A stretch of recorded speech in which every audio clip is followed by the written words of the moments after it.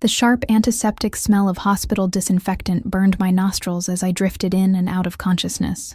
Beeping monitors created a symphony of urgency around me, each sound piercing through the fog in my brain. My eyelids felt impossibly heavy, like they'd been weighted down with lead. When I finally managed to force them open, the fluorescent lights above stabbed at my retinas, making me wince. "She's awake," someone whispered. I tried to speak, but found my throat parched and raw, as if I'd swallowed sandpaper. A straw touched my cracked lips, and I gratefully sipped the cool water that soothed the burning sensation. "Easy, Ms. Reed. Small sips," a nurse cautioned, her voice gentle but firm. Memory came back in fragmented flashes. The convenience store, the man in the expensive charcoal suit, the glint of metal, the explosion of sound, the searing pain that tore through my shoulder. I tried to move, but a fresh wave of agony immobilized me. "Try not to move. You've been shot. The bullet went clean through your shoulder, but you lost a lot of blood." Shot. The word echoed in my mind, surreal and disorienting. Me, Eliza Reed, 32-year-old single mother and night shift waitress, shot? It seemed impossible, like something from a movie, not my ordinary, struggling life. "My daughter," I croaked, panic suddenly gripping me like a vice. "Emma, your daughter is fine," the nurse assured me, checking the IV drip attached to my arm. "Your neighbor, Mrs. Peterson, is looking after her. She's been calling regularly to check on you." Relief washed over me, momentarily dulling the pain. Emma was safe. My 7-year-old little girl, the only brightness in my exhausting life, was okay. Nothing else mattered. "The police will want to speak with you when you're feeling better," the nurse added, making notes on her tablet. "And there are some men waiting outside. They've been here since you were brought in yesterday." Yesterday? I'd been unconscious for an entire day. Emma must be terrified. "What men?" I asked, confused. "I'm not sure. They won't say much, just that they work for Mr. Castellano." The name meant nothing to me. I closed my eyes, trying to piece together what had happened. I'd been working a double shift at the diner because Maggie had called in sick again. My feet had been killing me as I'd walked to the convenience store on the corner to grab milk for Emma's breakfast before heading home. The store had been empty except for the cashier, a teenager named Tyler, who always gave Emma free candy when we came in together. Then the bell above the door had chimed, and he'd entered, tall, impeccably dressed in a tailored suit that probably cost more than my yearly rent, dark hair swept back from aristocratic features. Even exhausted as I'd been, I'd noticed how he moved with lethal grace, like a predator in human form. His eyes had swept over the store, cataloging everything with cold precision before landing on me. For a heartbeat, I'd felt stripped bare, like he could see every struggle, every vulnerability. I'd quickly looked away, unsettled by his intensity. Men like him didn't exist in my world of discount groceries and past due notices. He'd belonged to a different universe entirely, one of wealth and power that I could only glimpse through the windows of passing luxury cars. Then everything had happened at once. The door had burst open. Another man had rushed in, face contorted with rage, a gun in his shaking hand. He'd screamed something unintelligible, aiming directly at the suited stranger who stood frozen in the snack aisle. I still don't know why I did it. Perhaps it was maternal instinct, the same impulse that would make me jump in front of a car to save Emma. Perhaps it was simply human reflex, but when I saw the gunman's finger tightening on the trigger, I'd lunged forward without thinking, shoving the suited man aside with all my strength. The gunshot had been deafening in the small space. The impact had knocked me backward, and I'd felt a curious burning sensation spread through my shoulder before the pain had hit, white-hot and blinding. I'd fallen, my head cracking against the edge of a display case. The last thing I remembered was staring up at the fluorescent lights, while someone shouted frantically for an ambulance. A light knock on the hospital room door interrupted my thoughts. The nurse hesitated before opening it, revealing a mountain of a man in a black suit, who filled the door frame completely. His face was expressionless, but his eyes constantly scanned the room, taking in every detail. "Mr. Castellano would like to see her," he said, his voice surprisingly soft for someone his size. The nurse frowned. "She's just woken up. She needs rest. It's important." There was no aggression in his tone, yet the words carried unmistakable authority. Before the nurse could respond, a second man appeared behind the first. He was leaner but no less intimidating, with a scar running from the corner of his left eye down to his jawline. "It will only take a moment," he added, equally firm. The nurse looked at me uncertainly. "Ms. Reed?" I didn't know what was happening, but curiosity overrode my fear. "It's okay," I said, wincing as I tried to sit up straighter. "I'll see him." The first man nodded and stepped aside, and he entered the room, the suited stranger from the convenience store. Except he looked different now, still impeccably dressed in what was clearly a fresh suit, but his composure seemed affected. His dark hair was slightly disheveled, as if he'd been running his hands through it repeatedly. There were shadows under his eyes suggesting he hadn't slept, and when his gaze locked with mine, I saw something unexpected. Relief. He dismissed the nurse with a slight nod, and she left reluctantly, shooting me a concerned look as she closed the door behind her. The two suited men remained outside, visible through the small window in the door. "Ms. Reed," he said, his voice low and melodic with the barest hint of an accent I couldn't place. "I'm Gabriel Castellano." He pulled a chair closer to my bed and sat down with fluid grace, never taking his eyes off me. Up close, I could see flecks of amber in his dark irises and smell the subtle, expensive cologne that seemed to cling to him. Something about his presence made the hospital room feel smaller, as if he absorbed all the oxygen. "How are you feeling?" he asked, studying me with unnerving intensity. "Like I've been shot," I replied, immediately regretting my sarcasm. This man radiated authority, and antagonizing him seemed unwise, though I couldn't explain why I felt that way. To my surprise, his lips curved into a slight smile. "Fair enough." He leaned forward, elbows on his knees. "Do you know who I am, Ms. Reed?" I shook my head. Should I? Something flickered in his expression. Surprise, perhaps even pleasure. "No," he said after a moment. "I suppose you shouldn't." He hesitated, then added, "But you should know that I'm the man whose life you saved." "I wouldn't go that far," I murmured, uncomfortable with his intensity. "I just reacted." "You took a bullet meant for me," he stated flatly. "That's not something I take lightly." There was something in his tone that made me uneasy, something beyond gratitude. I shifted slightly and winced as pain lanced through my shoulder. Gabriel's expression tightened. "Are they giving you enough for the pain?" "It's manageable," I lied. In truth, it felt like someone had driven a hot poker through my flesh, but I was used to enduring discomfort. Life as a single mother working 2 jobs had taught me to push through pain, exhaustion, and hunger. His eyes narrowed, as if he could sense my dishonesty. Without looking away from me, he pressed a button to call the nurse. When she appeared, he spoke without turning. "She needs more pain medication. Sir, we have a schedule for now." The single word wasn't loud, but it sliced through the air like a blade. The nurse hesitated, then nodded and disappeared. "You didn't have to do that," I said, unnerved by his command over a complete stranger. "I did." His tone brooked no argument. He studied me for a long moment before asking, "Why did you do it?" "Do what?" "Push me out of the way. Take a bullet for a stranger." His brow furrowed. "You have a child waiting at home. Why risk your life?" I blinked, surprised that he knew about Emma.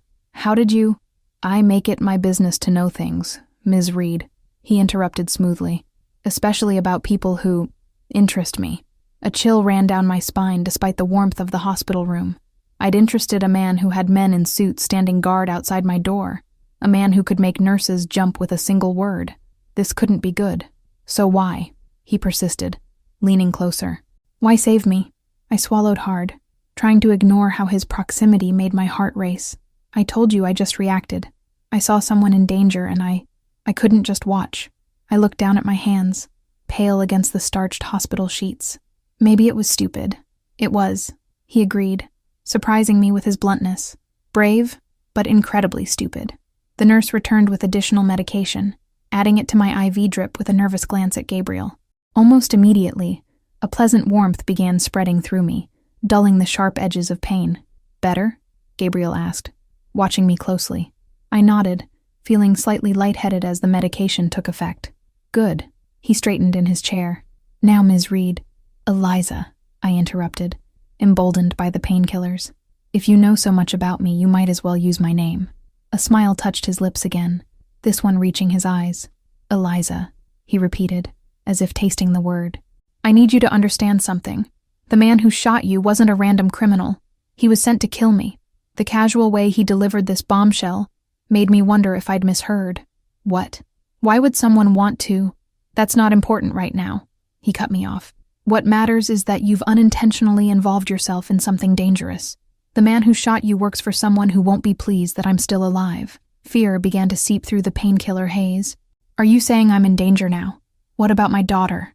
That's exactly what I'm saying. His expression was grave. These people don't leave loose ends, and now you're a witness. My breath caught in my throat. Emma, I whispered, panic rising. I need to get to Emma. I tried to sit up, only to be gently but firmly pushed back by Gabriel's hand on my uninjured shoulder. His touch sent an unexpected jolt through me that had nothing to do with pain. Your daughter is safe, he assured me. I've had men watching your apartment and her school since yesterday. No one will get near her. The casual revelation that he had men watching my child should have terrified me, but instead, it provoked a confused mix of relief and indignation. You had no right. I had every right, he countered, his voice suddenly hard. You saved my life, Eliza. That creates a debt, and I always pay my debts. More importantly, your current situation is a direct result of your involvement with me. That makes your safety, and your daughter's, my responsibility. The medication was making it difficult to think clearly. This stranger was telling me that both Emma and I were in danger, because I'd pushed him out of the way of a bullet, and that he'd taken it upon himself to protect us. It was absurd, like something from a movie. Who are you? I asked, studying his perfect suit, the confident set of his shoulders, the way his presence filled the room. Really? Gabriel considered me for a long moment, as if weighing how much to reveal. I'm a businessman with certain enemies, he finally said, choosing his words carefully. Enemies who would have been very happy if that bullet had found its intended target. There was something he wasn't telling me, something important. Even through the medication fog, I could sense it. And now these enemies might come after me and my daughter? My voice cracked slightly. Emma was everything to me. The reason I worked double shifts. The reason I kept going when exhaustion threatened to overwhelm me. The thought of her in danger made me physically ill. They might, Gabriel acknowledged, which is why arrangements are being made. Arrangements? I echoed, not liking the sound of that. He leaned forward again, his eyes holding mine. You'll be moved to a private facility where you can recover safely. Your daughter will join you there. You'll both be protected until I resolve this situation. It wasn't a request or a suggestion. It was a statement of fact, delivered with absolute certainty that it would happen exactly as he described. No, I said, surprising myself with my firmness. I can't just disappear with Emma. I have a job. 2 jobs, actually. Bills to pay. Rent due next week. Emma has school. All taken care of, Gabriel interrupted smoothly. Your employers have been informed you've had a family emergency. Your bills are being handled. Emma's school has been told she'll be absent due to the same family emergency. I stared at him, speechless. The casual way he dismissed the scaffolding of my entire life was breathtaking in its arrogance. You can't just take over my life like this, I protested. Gabriel's expression softened slightly. I understand this is overwhelming, Eliza, but I need you to trust me when I say this is necessary. The men who want me dead aren't the type to show mercy to a single mother and her child. If they find you, they will kill you both without hesitation. The stark brutality of his words cut through the medication haze, leaving me cold with fear. How long? I whispered. Until it's safe, he replied, unhelpfully vague. A few weeks, perhaps. No longer than necessary, I promise you. A few weeks away from our tiny apartment, from my jobs, from Emma's friends and school. It seemed impossible, yet the alternative, putting Emma at risk, was unthinkable. Why are you doing this? I asked, searching his face for answers. You don't know me. You could have just disappeared, left me here. Something shifted in Gabriel's gaze, a darkness that hadn't been there before. As I said, I pay my debts. You saved my life at great personal risk. He paused, then added more quietly, and I protect what's mine. The possessive statement should have angered me, but instead it sent an inexplicable shiver down my spine. This man I'd met only yesterday somehow considered me his responsibility, perhaps even his possession, simply because I'd pushed him out of the way of a bullet. I'm not yours, I said, needing to establish that boundary despite the fog clouding my thoughts. Gabriel smiled, a predator's smile that didn't reach his eyes. You became mine the moment you stepped between me and that bullet, Eliza Reed. The sooner you accept that, the easier this will be for both of us. Before I could formulate a response, the door opened, and the mountain of a man from earlier stepped inside. Sir, he said respectfully, the arrangements are complete. The transport is ready whenever you give the word. Gabriel nodded, then turned back to me. Rest now. When you wake up, you'll be somewhere safe. He stood, adjusting his immaculate suit jacket. I'll bring Emma to you myself. You have my word that no harm will come to her. Despite everything, the danger, his high-handed approach, the fear coursing through me, I believed him on that point. Whatever else Gabriel Castellano might be, he would protect my daughter. As he turned to leave, I caught his sleeve weakly. Wait, you never really told me who you are. He looked down at my hand on his expensive suit, then back to my face, his expression unreadable. You'll find out soon enough. He hesitated, then leaned down, his lips close to my ear as he whispered, But know this, Eliza Reed. You've unwittingly saved the life of a very dangerous man, and now that man owes you everything. As he straightened up and walked away, I felt a chill that had nothing to do with the hospital's air conditioning. What had I gotten Emma and myself into? And more importantly, who exactly was Gabriel Castellano? The medication pulled me under before I could find answers, dragging me into darkness as a single thought echoed in my mind. I'd saved a stranger's life, but in doing so, I might have endangered my own, and my daughter's, forever. I woke to the sound of Emma's laughter, bright and musical, pulling me from a dreamless sleep. For one disorienting moment, I thought we were home, that everything, the shooting, the hospital, Gabriel Castellano, had been a nightmare my exhausted mind had concocted. Then the pain in my shoulder throbbed, sharp and insistent, and reality crashed back. I opened my eyes to unfamiliar surroundings. Gone was the sterile hospital room with its harsh lighting and antiseptic smell. Instead, I lay in an enormous bed with silken sheets and a plush comforter that seemed to cradle my battered body. The room around me was elegant and spacious, with cream-colored walls, tasteful artwork, and French doors that opened onto what appeared to be a private balcony. Sunshine streamed through sheer curtains, bathing everything in warm golden light. "Mommy," Emma's voice came again, followed by the pattering of small feet. She appeared in the doorway, her curly brown hair bouncing as she ran toward me, her face alight with excitement. "You're finally awake." She climbed carefully onto the bed, mindful of my injury in that heartbreakingly considerate way she had, always trying to be grown up for me. I reached out with my good arm, pulling her close, breathing in the familiar scent of her strawberry shampoo. Relief crashed over me in a wave so intense it brought tears to my eyes. "I missed you so much, baby," I whispered into her hair, unwilling to let go despite the pain that flared in my shoulder. "I missed you too." She pulled back just enough to study my face with serious blue eyes so like her father's. "Mr. Gabriel said you were hurt saving someone, like a superhero." Her expression brightened. "Are you a superhero now, Mommy?" I managed a weak smile.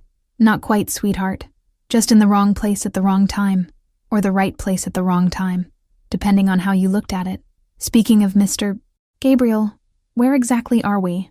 Emma bounced slightly on the bed, excitement overriding her usual caution. "It's a huge house, like a castle, with gardens and a swimming pool and a kitchen bigger than our whole apartment." She leaned in conspiratorially. "And Mr. Gabriel says I can use the pool whenever I want, as long as Lucia is watching." "Lucia? She takes care of me when you're sleeping." Emma's small face grew serious. "I was scared when you didn't wake up yesterday, but Mr. Gabriel said the medicine makes you sleep so you can heal faster." "Yesterday? How long had I been unconscious?" "Emma, how did we get here?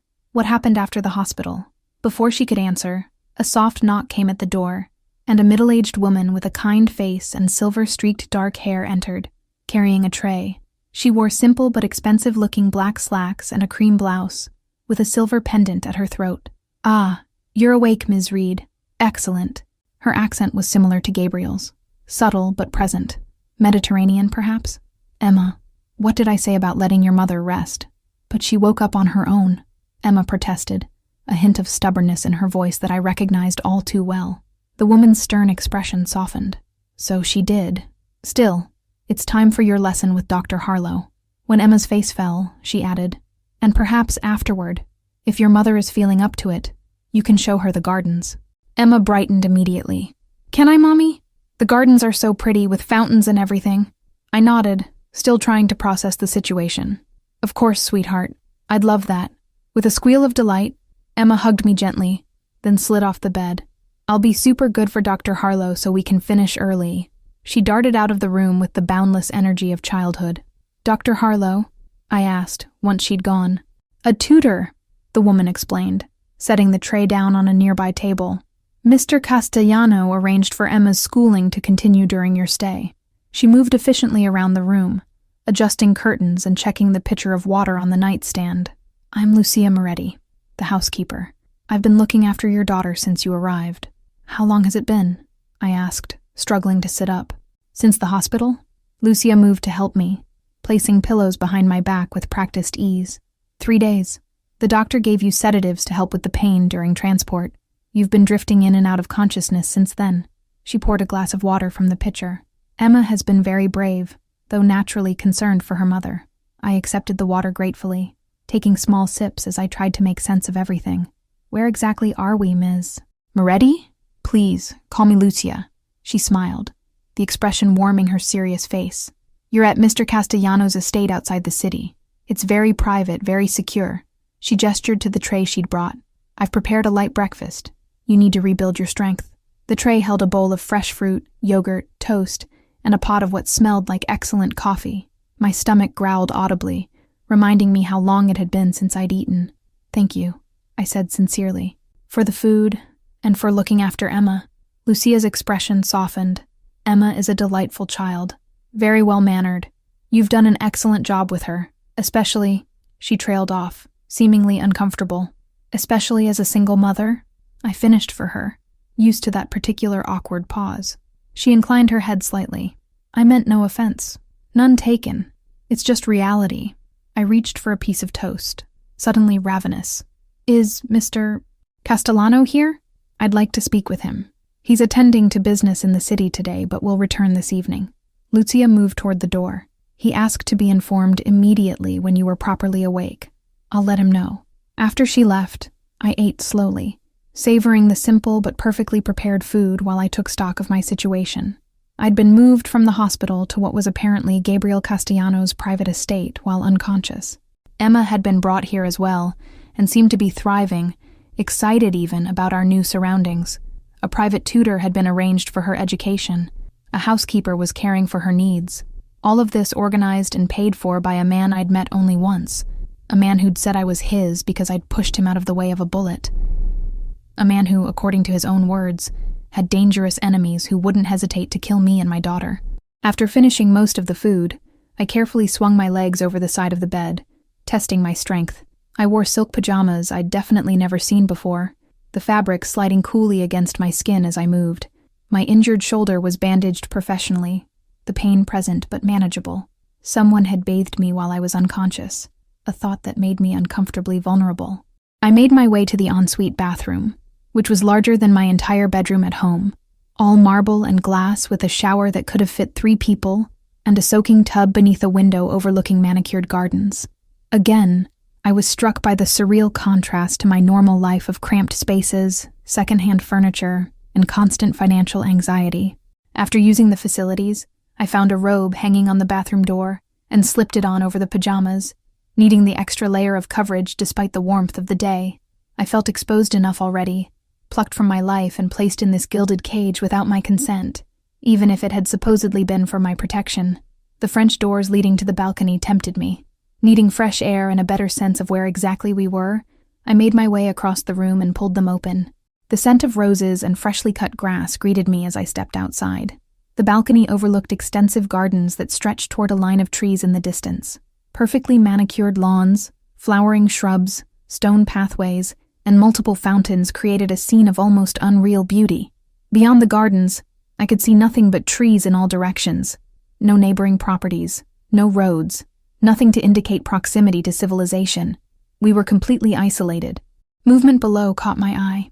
2 men in dark suits walked a perimeter path along a high stone wall that appeared to surround the entire property. Even from a distance, I could see the telltale bulge of shoulder holsters beneath their jackets. Not gardeners, then. Security, or guards, depending on how you looked at it. The enormity of my situation finally hit me fully. I was recovering from a gunshot wound in the secluded estate of a man I barely knew, a man with armed security and enemies willing to kill, a man who had effectively taken control of both my life and my daughter's with breathtaking efficiency and without any real permission from me. I gripped the balcony railing, suddenly dizzy. You shouldn't be out of bed yet. The deep voice startled me so badly I nearly lost my balance. I turned to find Gabriel Castellano standing in the doorway to the bedroom, watching me with an unreadable expression. He'd ditched the formal suit for dark trousers and a crisp white shirt, with the sleeves rolled up to reveal muscular forearms. The more casual attire did nothing to diminish his aura of controlled power. "Lucia said you'd gone to the city," I managed, hating how breathless I sounded. "I returned when she informed me you were awake." He crossed to join me on the balcony, moving with that same predatory grace I'd noticed in the convenience store. "How are you feeling?" "Confused," I answered honestly. "Overwhelmed. A little angry, to be frank." His eyebrow arched slightly. "Angry? You kidnapped me and my daughter." A flash of genuine surprise crossed his face. "I arranged for your protection, without my consent, while I was unconscious." I turned back to the view, unable to maintain eye contact with his intense gaze. "That's kidnapping where I come from." Gabriel was silent for a moment. Then, unexpectedly, he chuckled. "You're either very brave or very foolish to speak to me like that, Eliza Reed." "Probably a bit of both," I admitted. "But being shot tends to put things in perspective." He moved to stand beside me at the railing, close enough that I could feel the heat radiating from his body. "I had two choices after you took that bullet. I could leave you in that public hospital, unprotected and exposed to the men who want me dead, or I could bring you somewhere safe, somewhere I could ensure no harm would come to you or your daughter." His voice hardened slightly. "It wasn't a difficult decision. Put like that, it was hard to maintain my indignation. Still, I couldn't quite let it go. You could have asked. You were unconscious. You could have waited until I wasn't. Every hour you remained in that hospital increased the risk." He turned to face me fully. "I don't leave things I value vulnerable, Eliza." There it was again, that possessive tone that should have offended me, but instead sent a complicated shiver down my spine. I changed the subject. "Emma seems to be adjusting well." His expression softened at the mention of my daughter. "She's a remarkable child. Intelligent, curious, resilient. She takes after her father that way," I said without thinking, then immediately regretted the words. Gabriel's eyes sharpened with interest. "Her father isn't mentioned in any of your records." The casual admission that he'd investigated my personal records should have alarmed me more than it did. "That's because he isn't in our lives," I said shortly, not wanting to discuss Daniel and his betrayal with this stranger. "He abandoned his child?" There was something dangerous in Gabriel's tone now. "It's complicated," I hedged, "and not relevant to our current situation." Gabriel studied me for a long moment, and I had the distinct impression he was filing away my reluctance to discuss Emma's father for future reference. "Perhaps not," he conceded, "though I find it difficult to imagine a man walking away from his own child. And from you." The unexpected compliment caught me off guard. "You don't know me well enough to make that judgment." "I know you better than you think," he countered, his voice dropping lower. "I know you work 2 jobs to support your daughter. I know you never miss a payment on your modest apartment, even when it means going without things for yourself. I know you volunteer at Emma's school despite your exhausting schedule." His eyes held mine. "I know you didn't hesitate to put yourself between a bullet and a complete stranger." Each statement felt like a physical touch, leaving me unsettled and exposed. "You've been investigating me." "Thoroughly," he confirmed without a hint of apology. "I make it a point to know everything about people who enter my life, especially under such unusual circumstances." "Is that what I've done? Entered your life?" I wrapped my arms around myself despite the warmth of the day, suddenly feeling the need for an additional barrier between us. Gabriel's smile was slow and deliberate. "You altered the course of my life the moment you pushed me aside in that store. Now our paths are irreversibly intertwined."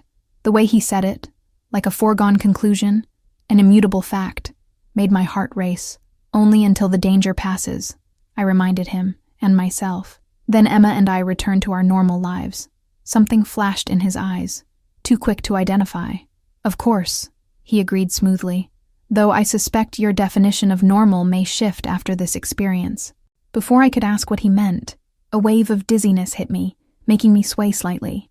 Gabriel's hand shot out to steady me, his fingers wrapping firmly around my uninjured arm. The contact sent an electric current through me that had nothing to do with my physical weakness. "You've overexerted yourself," he said, frowning. "You should be resting." "I'm fine," I protested weakly, though in truth, my legs felt increasingly unsteady beneath me. Gabriel made a dismissive sound. Then before I could react, he swept me into his arms with insulting ease, careful of my injured shoulder. I gasped at the sudden proximity to him, at the strength in the arms that held me as if I weighed nothing. "Put me down," I demanded, though it came out embarrassingly breathy. "I can walk." "Clearly you can't," he replied dryly, carrying me back into the bedroom and placing me gently on the bed. "The doctor warned that you'd be weak for several days. You lost a considerable amount of blood." I sank into the pillows, hating how good it felt to be horizontal again. "Speaking of doctors, I'm guessing the one who's been treating me isn't exactly hospital staff. Dr. Reeves is my personal physician." Gabriel straightened, adjusting his shirt cuffs. "He's one of the best trauma surgeons on the East Coast. You're fortunate to have him overseeing your recovery. Of course, Gabriel Castellano would have a personal physician on call." I was beginning to suspect that businessman was a significant understatement of his occupation and influence. "When can I see Emma again?" I asked, changing the subject. "She'll be finished with her lessons soon. I'll have Lucia bring her up." He moved toward the door. "In the meantime, rest. We'll talk more over dinner." "Dinner?" He paused, glancing back. "Yes. I'd like you to join me, assuming you feel well enough. We have matters to discuss." The way he phrased it, not an invitation but a statement, rubbed against my already frayed nerves. "And if I don't feel well enough?" Gabriel's smile didn't reach his eyes. "Then we'll postpone until tomorrow. But the conversation needs to happen, Eliza. There are things you need to understand about your situation." A chill ran through me at his tone. "What things?" "Later," he said firmly. "After you've rested and spent some time with your daughter." He left before I could press further, closing the door quietly behind him. I stared at the ceiling, trying to process everything. The luxury surrounding me, the armed men patrolling the grounds, Gabriel's cryptic warnings and possessive attitude. None of it fit into the reality I knew. Who exactly had I saved in that convenience store? And what kind of world had I stumbled into? Emma's visit that afternoon was both a joy and a concerning revelation. My normally cautious daughter had apparently blossomed in this strange environment.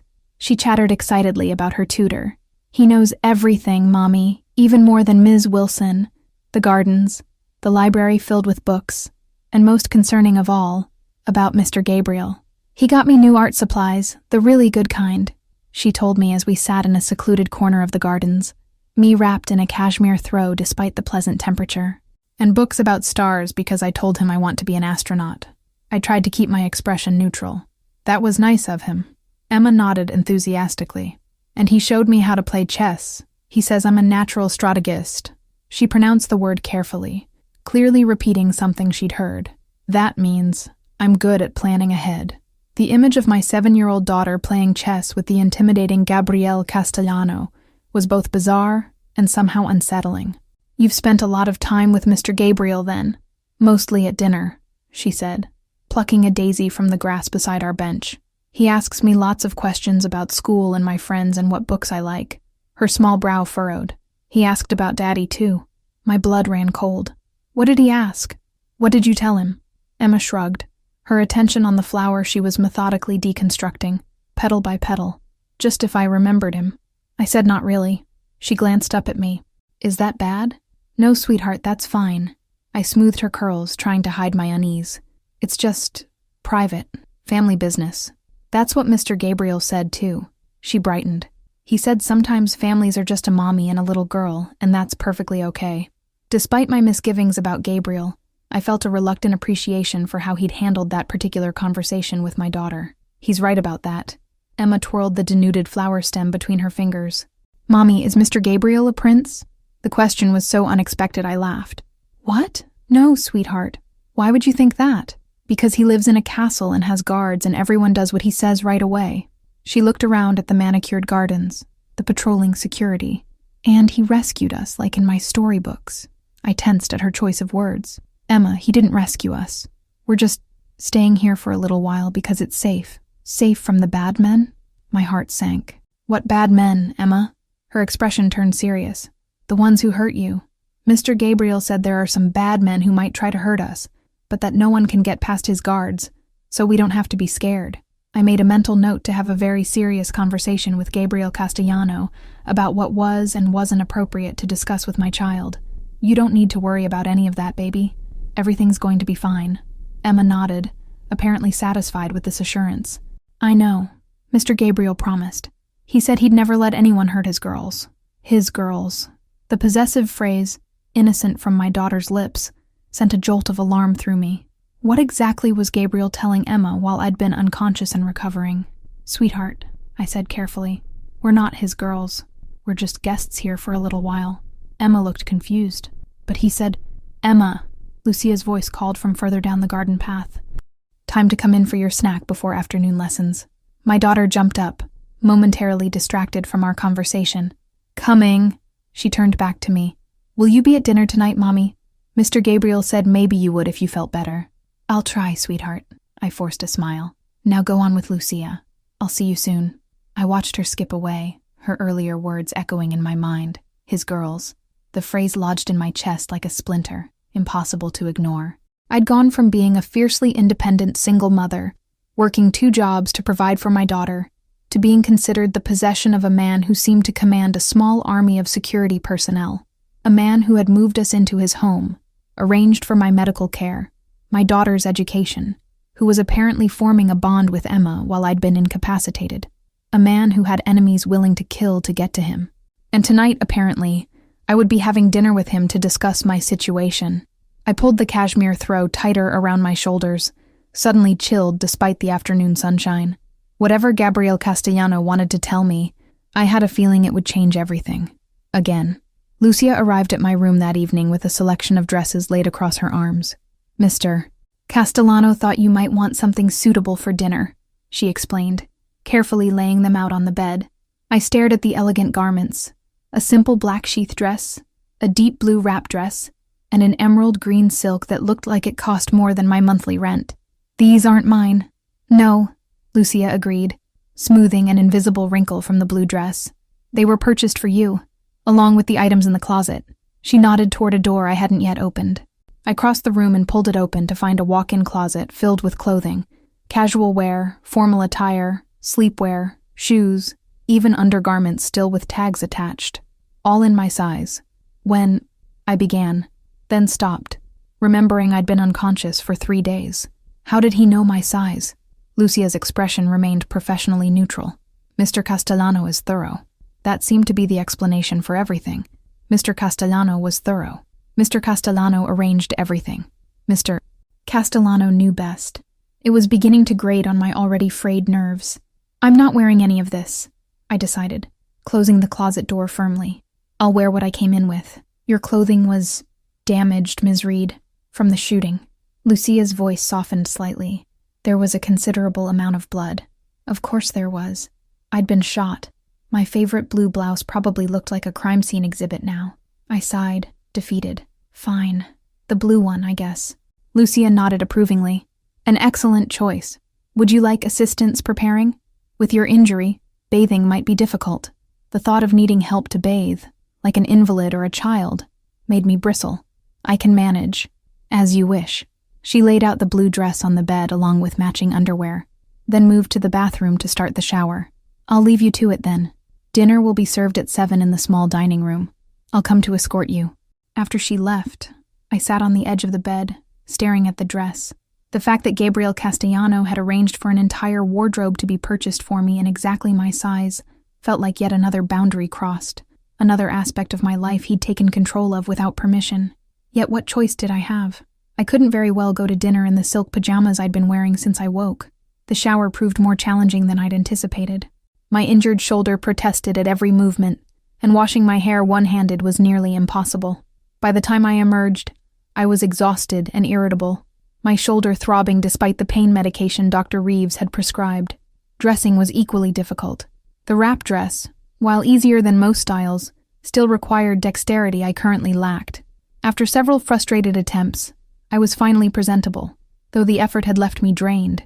I examined myself in the bathroom mirror.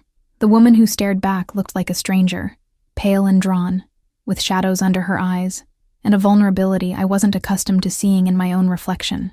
The blue dress complemented my fair skin and dark hair, making me look more elegant than I had any right to after taking a bullet 4 days ago. At precisely 7, Lucia knocked and entered, nodding approvingly at my appearance.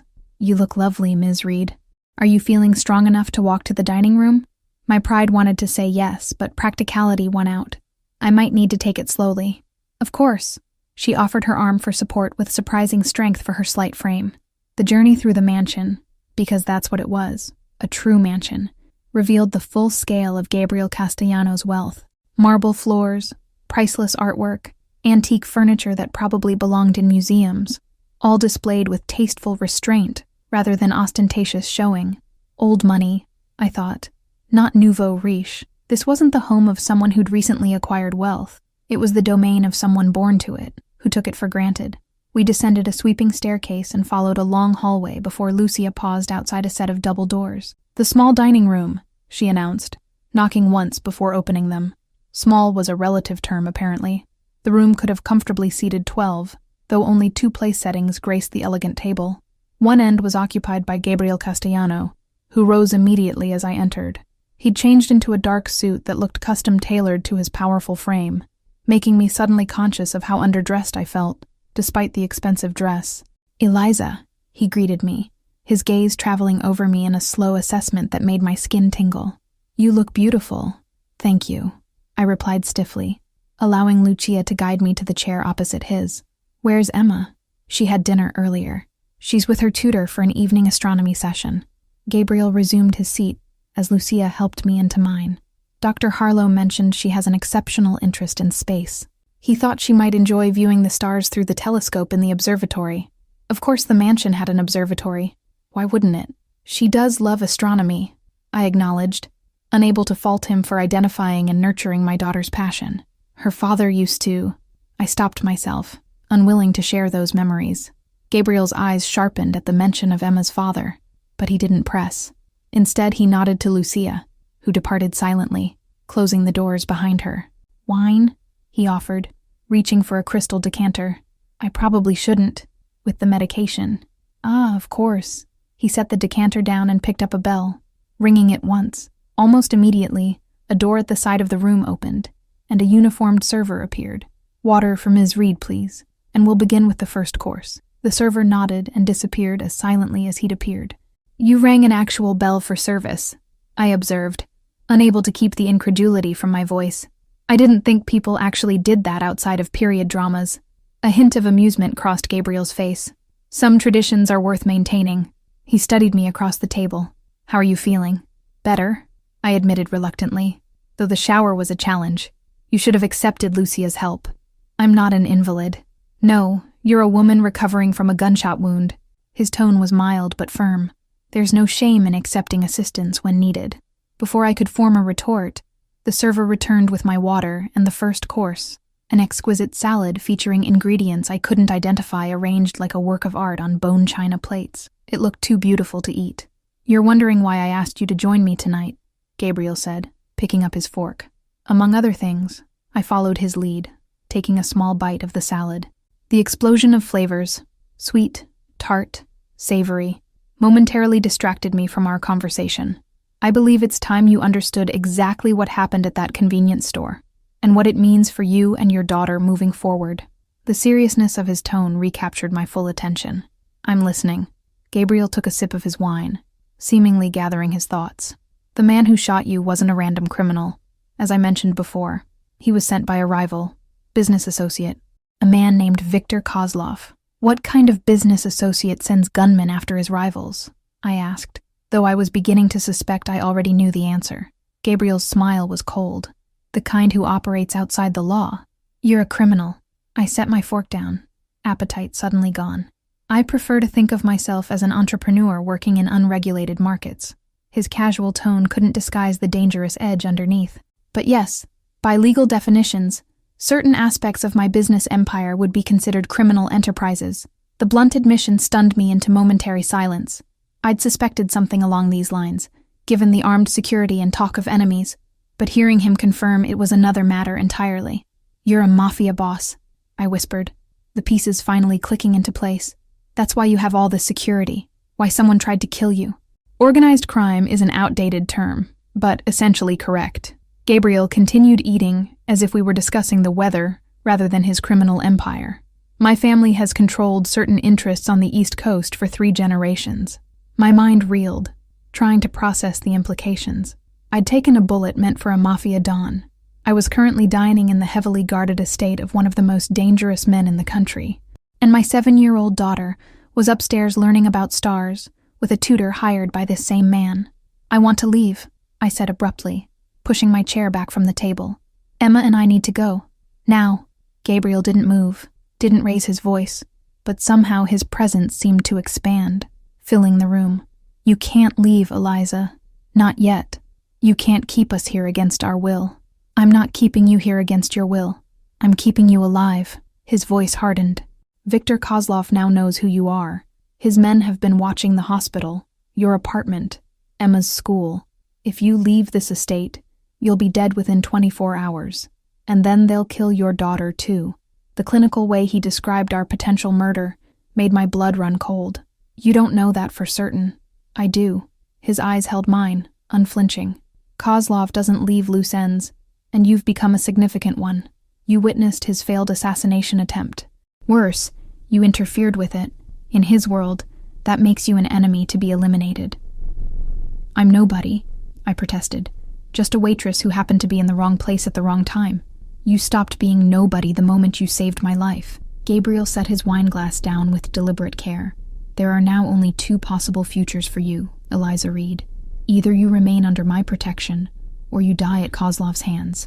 Those are your options. The stark reality of his words hit me like a physical blow. For how long? I whispered.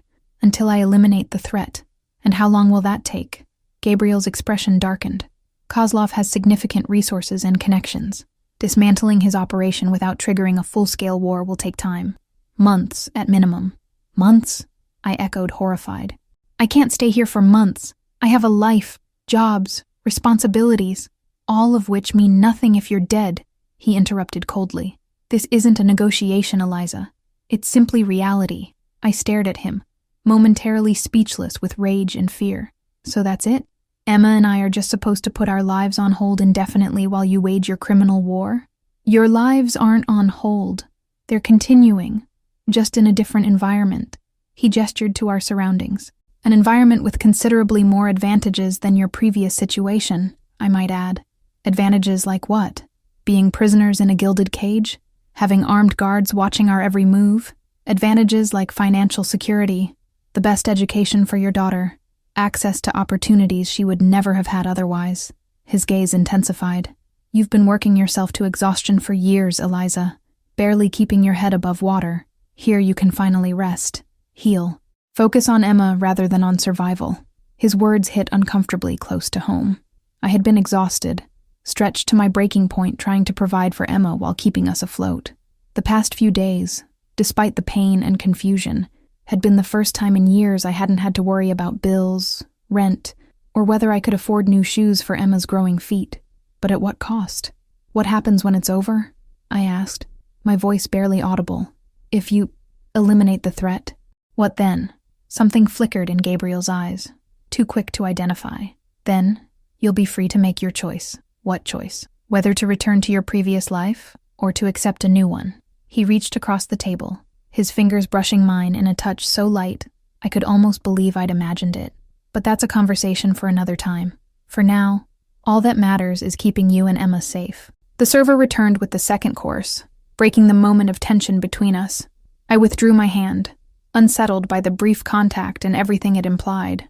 You're upset, Gabriel observed after the server had departed again. Wouldn't you be? I countered. I've just learned I'm essentially a prisoner because I had the misfortune of saving the life of a criminal kingpin. His jaw tightened at my words. Your characterization is unfair. You're not a prisoner. You're a protected guest. And I'm not merely a criminal kingpin, as you so reductively put it. What would you call it then? I'm a businessman who operates in certain gray areas of the law, but I also own legitimate enterprises, real estate, shipping companies, technology firms. I employ thousands of people, contribute to charitable foundations, and yes, occasionally engage in activities the government frowns upon. He spread his hands. The world isn't black and white, Eliza. Murder is pretty black and white, I retorted. Is it? You'd kill to protect Emma without hesitation. His eyes narrowed slightly. In fact, you nearly died protecting a complete stranger. Where is the line between justified and unjustified violence? Who draws it? I had no ready answer for his philosophical question, which irritated me further. This isn't a debate club, Gabriel. This is my life, and my daughter's life, you've taken control of. To save it, he reminded me. Something you seem determined to forget. The second course, some kind of delicate fish I couldn't identify, sat untouched before me as I struggled with conflicting emotions. On the one hand, Gabriel Castellano was a self-admitted criminal, potentially responsible for terrible acts. On the other hand, he had indeed saved Emma and me from what he claimed was certain death, providing us with safety, comfort, and care beyond anything I could have afforded. Why? I finally asked, looking up to meet his intense gaze. Why go to all this trouble for a woman you don't even know? There must be easier ways to repay a debt. Gabriel was silent for a long moment, studying me with an expression I couldn't interpret. There's something you should understand about men in my position, Eliza. We rarely experience genuine selflessness. People act in their own interest around us, out of fear, greed, or ambition. They calculate every move, every word, weighing potential benefits against risks. He leaned forward slightly, his voice dropping lower. But you acted without calculation, without knowledge of who I was or what I could do for you. You risked your life for a stranger, asking nothing in return. His eyes held mine, burning with an intensity that made my breath catch. Do you have any idea how rare that is? How precious? The raw emotion in his voice caught me off guard. For the first time, I glimpsed something beneath the controlled exterior, a flicker of vulnerability perhaps, or loneliness. I told you it was just instinct, I said, uncomfortable with his perception of me as some kind of selfless heroine. I'm not special, but you are. His certainty was unsettling. You proved it with a single action, and now you've captured my interest in a way few ever have. The way he said it, like a predator acknowledging worthy prey, sent a shiver down my spine that wasn't entirely fear. There was something else in his gaze, something that made my pulse quicken, and my skin warm, despite my better judgment. Interest isn't ownership, I reminded him, trying to regain my equilibrium. His smile was slow and knowing, as if he could sense my conflicted reaction to him. No, but it is the beginning of something, wouldn't you say? Before I could respond, the doors opened, and Emma burst in, her face alight with excitement. Dr. Harlow, a distinguished-looking man with silver hair and wire-rimmed glasses, followed behind her with an apologetic expression. "Mommy, Mr. Gabriel, I saw Jupiter's moons," she exclaimed, rushing to my side. 4 of them. They looked like tiny stars. Relief at the interruption washed over me. That's wonderful, sweetheart. My apologies for the interruption, Dr. Harlow said, addressing Gabriel. She was quite insistent on sharing her discovery immediately. To my surprise, Gabriel didn't seem annoyed by the intrusion.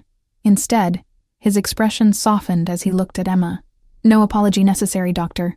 Discoveries like that should be shared without delay.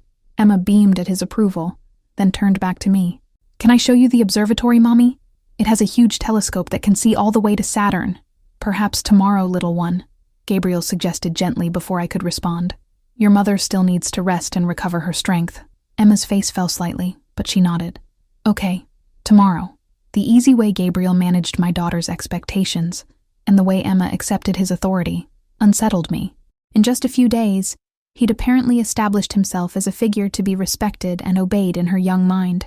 I think it's time for bed now, Emma, I said, reclaiming my parental role. Say goodnight to Mr. Gabriel and Dr. Harlow. Emma dutifully wished them both good night, then surprised me by approaching Gabriel and offering her small hand with solemn formality. He took it gravely, shaking it as if they were concluding a business deal. Thank you for showing me the stars, she said. It was my pleasure.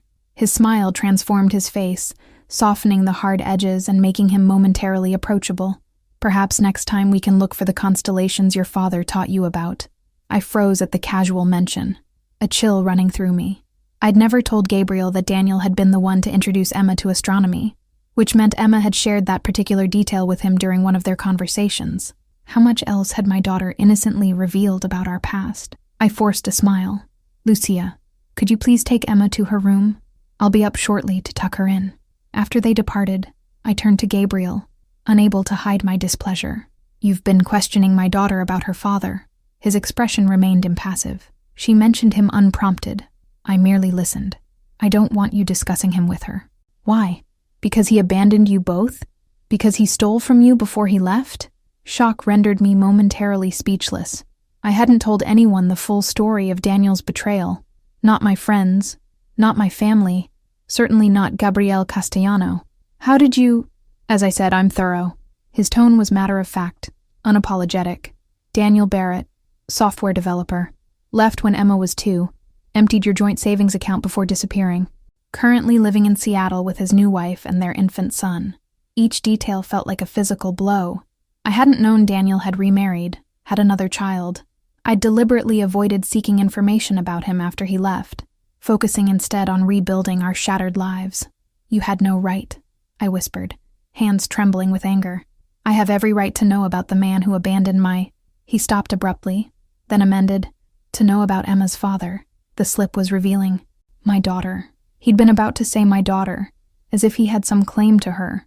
The possessiveness I'd sensed earlier wasn't just directed at me, it extended to Emma as well. I'd like to return to my room now, I said, standing despite the pain that lanced through my shoulder at the sudden movement. I need to say goodnight to my daughter.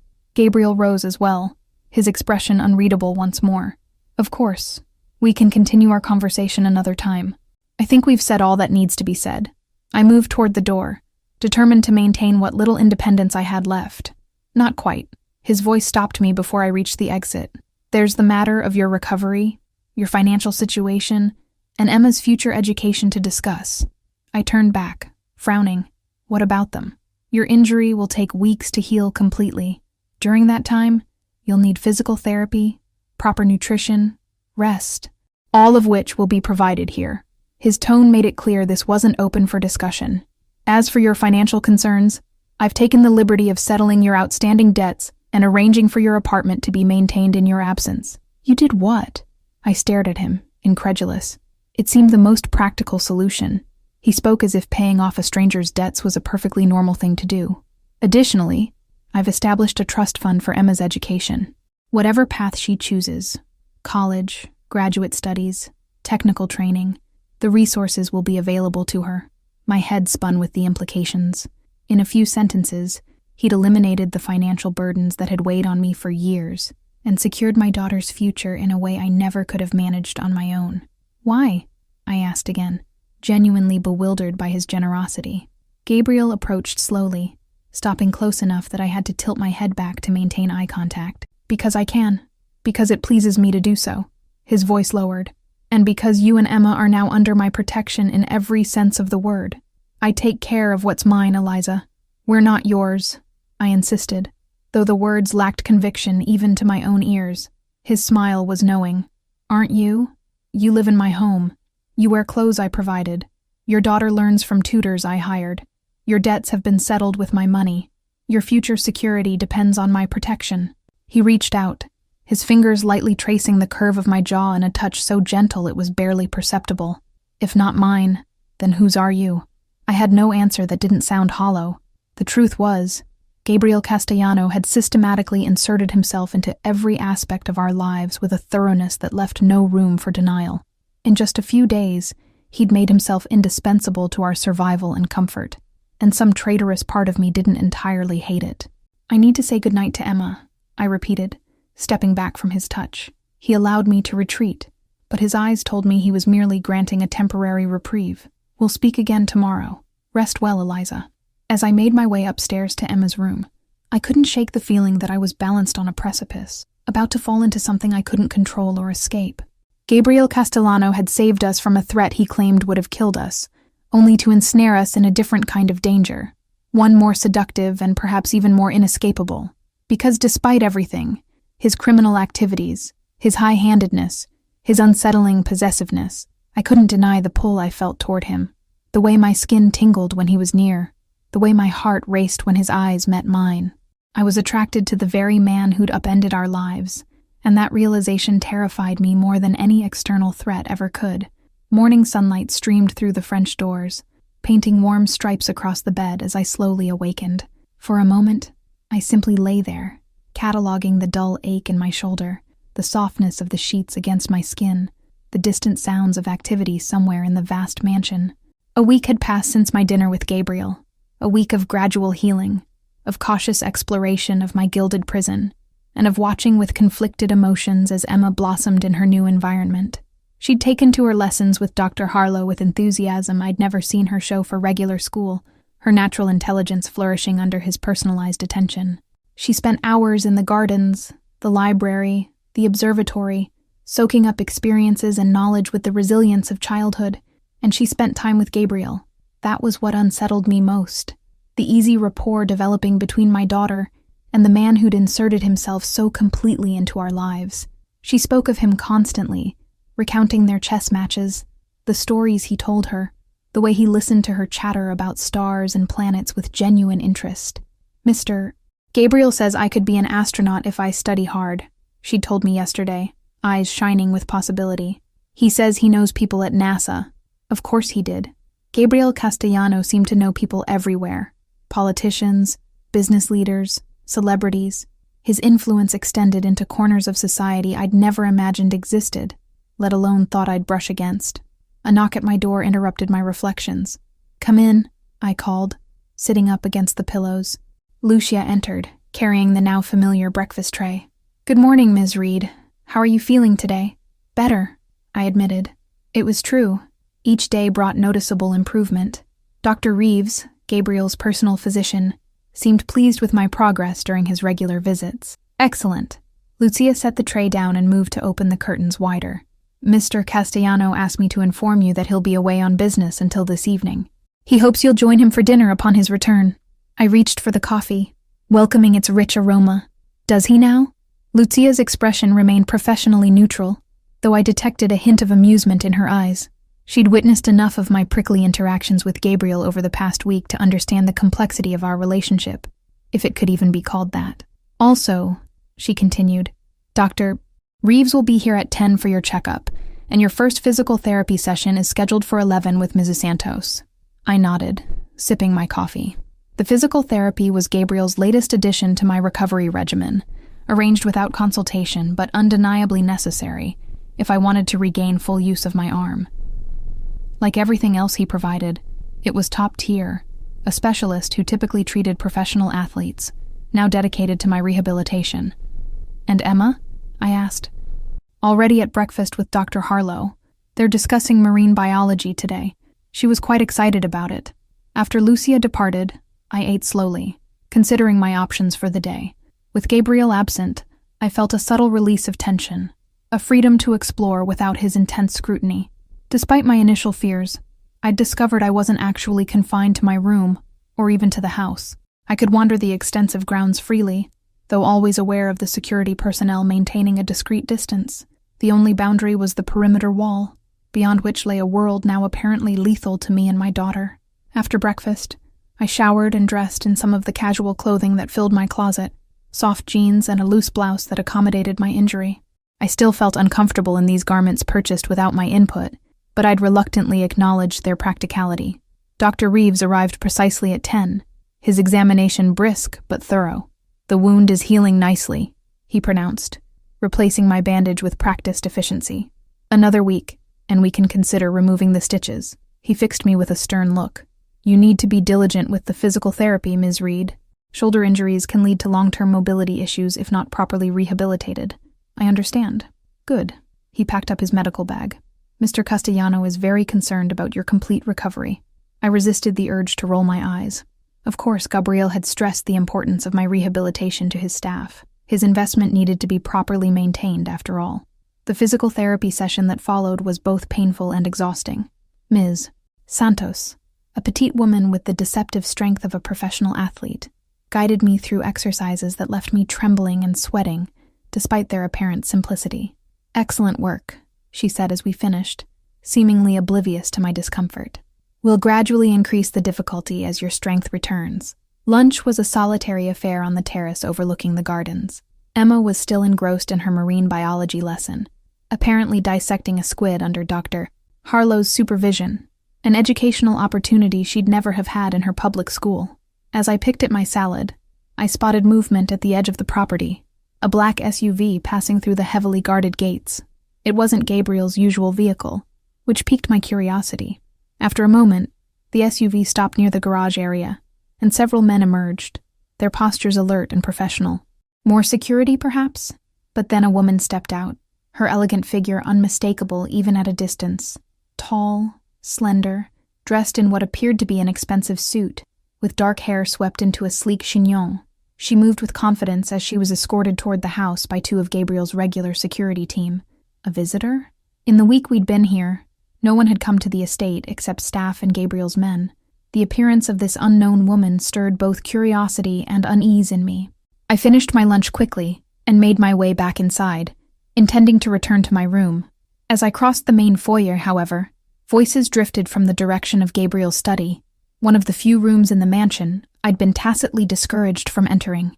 Cannot continue to ignore the implications, Gabriel. A woman's voice, cultured and authoritative. The council expects a resolution. The council can expect whatever they wish. I'll handle Kozlov my way. Gabriel's voice, recognizable even through the partially closed door. I knew I should keep walking, return to my room and mind my own business.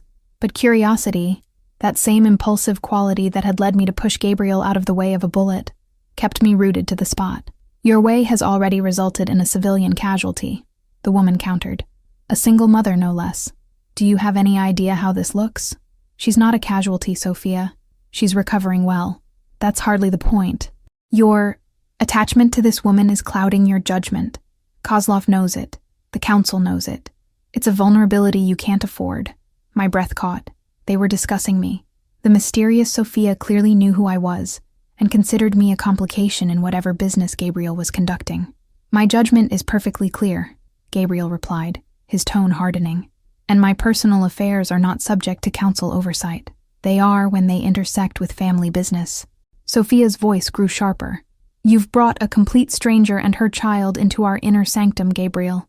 A woman with no connections, no understanding of our world, who could expose us all if things go badly. Eliza Reed is under my protection. That should be sufficient for everyone concerned. It isn't. Not anymore. A pause. There are rumors, Gabriel. People are saying you've become infatuated, that you're considering bringing them into the family permanently. Family? The word struck me like a physical blow. What exactly was Gabriel planning? What I'm considering is not up for debate, sister. So this Sophia was Gabriel's sibling. The revelation added another layer to the complex picture forming in my mind. It is when it affects all of us. Father would never have allowed. Father is dead, Gabriel interrupted coldly, and I'm the head of this family now. I decide what is allowed. The tension in his voice was palpable even through the door. I took an involuntary step backward, bumping into a side table and sending a small decorative bowl clattering to the marble floor. Silence fell instantly inside the study. Then footsteps approached the door, which swung open to reveal Gabriel, his expression shifting from irritation to surprise as he saw me standing there. Eliza, he said, recovering quickly. I thought you were resting. I was just heading back to my room, I replied, heat rising to my cheeks at being caught eavesdropping. I'm sorry about the bowl. I bent to retrieve it, wincing as my shoulder protested. Leave it, Gabriel ordered, then softened his tone. The staff will take care of it. Behind him, a striking woman appeared in the doorway. Up close, Sofia Castellano was even more intimidating, tall and elegant, with the same dark eyes as her brother, but a colder, more calculating gaze. She assessed me with clinical detachment, taking in my casual clothes, my bandaged shoulder, my evident discomfort. So this is her, she said, not bothering to hide her disapproval, the waitress who's caused such a stir. The dismissive tone stung more than it should have. I straightened, meeting her gaze directly. And you must be the sister who's so concerned about the family reputation. Sophia's eyebrows rose slightly, surprise flickering across her perfect features. She has spirit, at least, she commented to Gabriel, though perhaps not enough sense to know when she's out of her depth.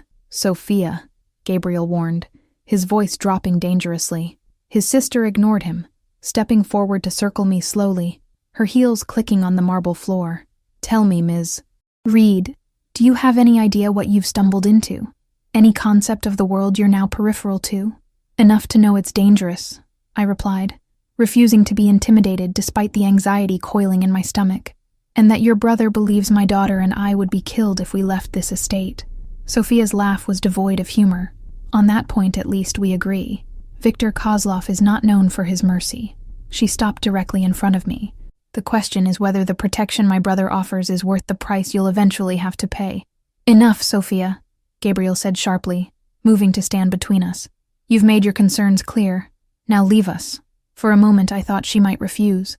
The siblings stared at each other, some unspoken communication passing between them, before Sophia finally inclined her head in a gesture that wasn't quite submission.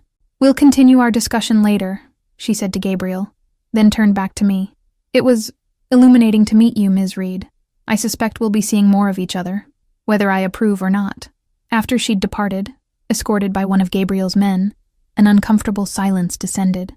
I was acutely aware of having overheard a private conversation, of having gained insights into Gabriel's world that he might not have willingly shared. I apologize for my sister, he finally said, guiding me toward a nearby sitting room rather than back to his study. Sophia can be protective of family interests. She doesn't approve of me being here, I stated the obvious as I sank onto a velvet sofa, suddenly exhausted by the confrontation. Sophia rarely approves of anything I do. It's the nature of our relationship. Gabriel poured 2 glasses of water from a crystal decanter, handing one to me before taking a seat opposite. She's concerned that my focus is divided. Is it? His eyes met mine, dark and intent. Yes, it is. The admission hung between us, fraught with implications neither of us seemed ready to address directly. What did she mean about the council? I asked, changing the subject slightly. Gabriel's expression closed off fractionally. The Council of Families oversees certain traditional interests. They have no direct authority over individual family decisions, but they wield influence in our community. And they disapprove of me too? They're concerned about the potential complications you represent. He leaned forward, elbows on his knees. But their concerns, like Sophia's, are irrelevant to me. Because I saved your life? That was the beginning, he acknowledged. But it's become more than that now. I swallowed hard, unwilling to ask him to elaborate. Your sister mentioned your father, dead 3 years now, Gabriel replied, a flicker of genuine grief crossing his face. Heart attack. Unexpected, despite his age. And you took over the family business. His smile was sardonic. Yes, all aspects of it. He studied me for a moment. You're not supposed to be out of bed for extended periods yet. Dr. Reeves was quite clear about that. The abrupt change of subject was clearly deliberate. I'm fine, I insisted. The physical therapy was tiring, but I'm not an invalid. Still, you should rest before dinner. He rose, effectively ending the conversation. I have business to attend to this afternoon, but I'll return by 7. Will you join me? It wasn't really a request, despite the phrasing. Yes, though I should have dinner with Emma tonight. She mentioned she's barely seen me today. Gabriel considered this, then nodded. We'll have dinner in the family dining room then. The 3 of us. His tone softened slightly. She misses you, though she's been very brave about understanding your need to recover. The reference to Emma spending enough time with Gabriel to confide such feelings to him created a complicated twist of emotions in my chest. Gratitude that she had someone caring for her while I healed. Jealousy that this stranger was building such a bond with my child, and underneath it all, a growing awareness that the 3 of us were beginning to function as some kind of unit. A family unit, my mind whispered traitorously. 7 o'clock then, I agreed, rising as well. Though I should warn you, Emma will probably talk about squids all through dinner. Apparently, they have 3 hearts. Gabriel's smile was genuine this time, warming his typically guarded features. I look forward to it. I find your daughter's enthusiasm for learning refreshing. As he escorted me back to the main staircase, his hand hovering near the small of my back without quite touching me, I was acutely conscious of the growing complexity of our situation. What had begun as a simple act, pushing a stranger away from danger, had evolved into something I lacked words to adequately describe. Protection, captivity, debt, attraction, all insufficient to capture the reality of what was developing between us. Rest well, Eliza, Gabriel said as we reached the stairs. I'll see you this evening. I nodded and began to ascend, feeling his eyes on me until I turned the corner out of sight. In my room, I lay on the bed, staring at the ceiling as I turned over the fragments of conversation I'd overheard. The council, family business, rumors that Gabriel was considering bringing Emma and me into the family permanently. What did that mean? And more disturbingly, why didn't the prospect terrify me as much as it should? Dinner that evening was unlike any we'd shared previously. Rather than the formal dining room with its imposing table and elaborate service, we gathered in what Gabriel called the family dining room, a smaller, warmer space with comfortable chairs and a round table that encouraged conversation. Emma was delighted by the arrangement, especially when Gabriel pulled out her chair with the same courtly gesture he used for me. "Just like a princess," she whispered, smoothing her dress with solemn dignity. "Indeed," Gabriel agreed, his expression softer than I'd ever seen it as he regarded my daughter. "Though far more intelligent than most princesses, I'd wager." Emma giggled, immediately launching into an enthusiastic recounting of her day's lessons, particularly the squid dissection. Gabriel listened attentively, asking questions that demonstrated genuine interest rather than adult condescension. He drew her out, encouraging her natural curiosity while gently correcting misunderstandings in a way that didn't diminish her excitement. It was charming, disarmingly so. This dangerous man, who commanded an empire built on illegal activities and inspired fear in powerful people, was treating my daughter's scientific discoveries with the seriousness typically reserved for business associates. "And Mr. Gabriel," Emma was saying, barely pausing for breath between bites of her pasta. "Dr. Harlow says we might go to the aquarium soon. A real one, with sharks and everything." I stiffened slightly. "Emma, we can't leave the estate, remember? It's not safe." My daughter's face fell momentarily before Gabriel interjected. "Actually, arrangements could be made." He met my surprised gaze calmly. "The Boston Aquarium has after-hours private tours available for certain donors. With proper security, it would be quite safe." "Really?" Emma's eyes widened with excitement. "Could we go, Mommy? Please?" I hesitated, caught between not wanting to disappoint her and my wariness of leaving our current sanctuary. "I'm not sure. I wouldn't suggest it if I couldn't guarantee your safety," Gabriel said quietly. "Both of you." There was something in his expression, a determination, perhaps even a need to provide this experience for Emma, that made it difficult to refuse. "We'll see," I temporized. "Let's talk about it after dinner." Emma accepted this diplomatic answer with minimal disappointment, especially when dessert arrived, elaborate chocolate creations that had her wide-eyed with delight. "May I be excused to get my astronomy book?" she asked after finishing her dessert. "I want to show Mr. Gabriel the new constellations I learned today." I glanced at Gabriel, who nodded almost imperceptibly. "Of course, sweetheart, but don't be too long. It's nearly bedtime." After she darted away, a comfortable silence settled between us. Gabriel sipped his wine, watching me over the rim of his glass. "You've raised an exceptional child," he finally said. "Thank you." I toyed with my water glass, oddly nervous now that we were alone. "She seems comfortable here, with you." "Children are remarkably adaptable and insightful." He set his glass down carefully. "She knows I would never allow harm to come to either of you." The simple statement carried the weight of an oath. "Because I saved your life?" Gabriel's expression turned thoughtful. "That was the catalyst, yes. But my feelings have evolved beyond simple obligation." Feelings. The word hung in the air between us, fraught with implication. "Gabriel, you overheard Sophia today," he interrupted gently. "You know there are rumors about my intentions toward you and Emma." I swallowed hard. "Yes. What you may not realize is that such rumors have significant implications in my world. For a man in my position to show particular interest in someone outside the family, especially someone unconnected to our traditional circles, sends a powerful message." "What message?" His eyes held mine, intense and unwavering. "That you're under my personal protection. That any move against you would be considered a direct challenge to me. That you're—" He paused, choosing his words carefully. "Important to me in ways that transcend business or obligation." My heart thundered in my chest as I processed the implications. "Are we? Important to you?" "More than I expected," he admitted, a rare vulnerability crossing his features. "More than is perhaps wise given our circumstances." Before I could formulate a response, Emma returned, clutching her astronomy book and vibrating with excitement. The moment between Gabriel and me passed, but the echoes of his words lingered, coloring the remainder of the evening as Emma showed him her favorite constellations, and he, in turn, taught her the Italian names for the stars, names he'd learned from his grandfather as a child. It was past Emma's bedtime when I finally insisted we conclude the evening. Gabriel rose as we did, his hand brushing mine briefly as he helped me with my chair. "I'll walk you both upstairs," he said, a statement rather than a question. Emma took his offered hand without hesitation, chattering about the aquarium as we ascended the grand staircase. When we reached her room, She surprised us both by throwing her arms around Gabriel's waist in a spontaneous hug. "Thank you for dinner, and for maybe taking us to see the sharks," she said, her voice muffled against his expensive shirt. For a moment, Gabriel seemed frozen, genuinely startled by the child's affection. Then slowly, almost cautiously, he placed a hand on her dark curls in a gentle gesture of acknowledgement. "You're very welcome, little one." As I tucked Emma into bed minutes later, her eyelids already drooping with exhaustion, she murmured sleepily, "I like it here, Mommy.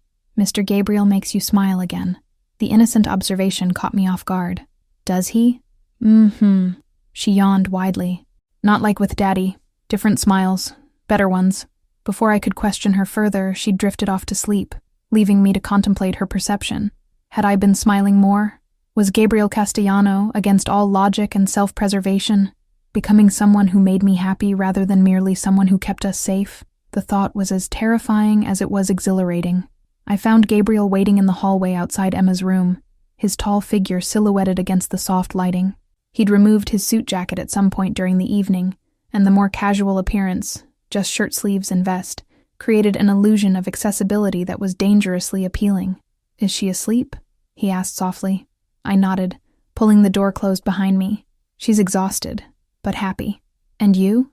His gaze was penetrating in the dim light. "Are you happy, Eliza?" The question was deceptively simple, yet loaded with complexity. "I don't know," I answered honestly. "I'm grateful for your protection, for everything you've done for Emma. But this situation, being here, dependent on you, it's complicated. Life is complicated," he replied, stepping closer. "Especially life in my world. But some things are remarkably simple." "What things?" Instead of answering, he reached out slowly, giving me ample time to retreat if I wished. When I remained still, his fingers brushed my cheek in a gossamer touch that nonetheless sent electricity racing through my veins. "This," he murmured, "what's happening between us. It may be unexpected, unwelcome even, but it's not complicated. It simply is." I should have stepped back, should have reminded him of all the reasons any attraction between us was impossible, the circumstances of our meeting, the danger surrounding him, the vast differences in our lives and values. But as his hand cupped my face with a gentleness I wouldn't have believed him capable of, all those rational objections seemed to evaporate. "Gabriel," I whispered, his name both warning and invitation on my lips. His response was to lean down slowly, deliberately, his intention clear. Again, he gave me time to retreat, to refuse. And again, I remained still, caught in the gravitational pull of something I couldn't name or resist. When his lips finally met mine, the contact was tentative at first, a question rather than a demand. Then, as I responded despite my better judgment, the kiss deepened, becoming something hungry and revelatory. His hand slid into my hair, cradling my head with surprising tenderness, even as his mouth claimed mine with escalating passion. I was lost in the sensation, in the heat building between us, when a sharp pain in my shoulder made me wince involuntarily. Gabriel immediately pulled back, concern replacing desire in his expression. "I've hurt you," he said, his voice rough. "No," I assured him, breathless and disoriented. "It's just my shoulder. It's still tender." He stepped back, creating space between us that felt both necessary and regrettable. "You should rest." The abrupt shift left me off balance, caught between relief at the interruption and disappointment at its timing.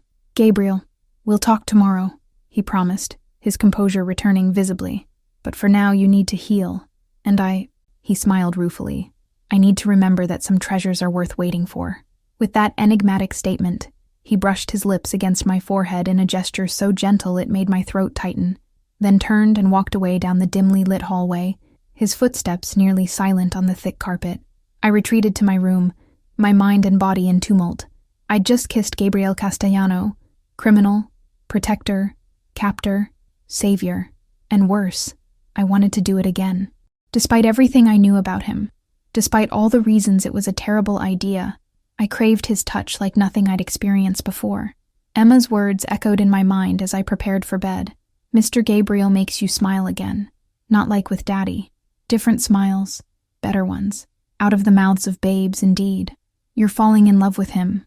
The accusation, delivered without preamble as I entered the kitchen for my morning coffee, froze me in the doorway.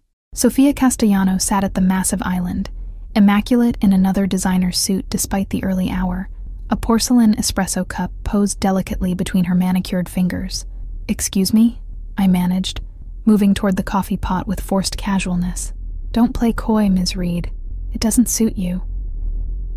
Sophia's dark eyes, so like her brother's yet lacking their occasional warmth, assessed me coolly. "You're developing feelings for Gabriel. It's written all over your face." It had been 3 days since that kiss in the hallway outside Emma's room, 3 days of charged glances and brief touches that left me increasingly confused about my own emotions. Gabriel had been busy with what he vaguely termed business matters, our interactions limited to shared meals and occasional moments in the gardens or library. Yet each encounter had deepened whatever this was between us, building a tension that seemed destined to snap. "I don't see how that's any of your business," I replied, pouring my coffee with hands I forced to remain steady. Sophia's laugh was brittle. "Everything involving my brother is my business. The Castellano family has survived for generations because we protect our interests, and each other."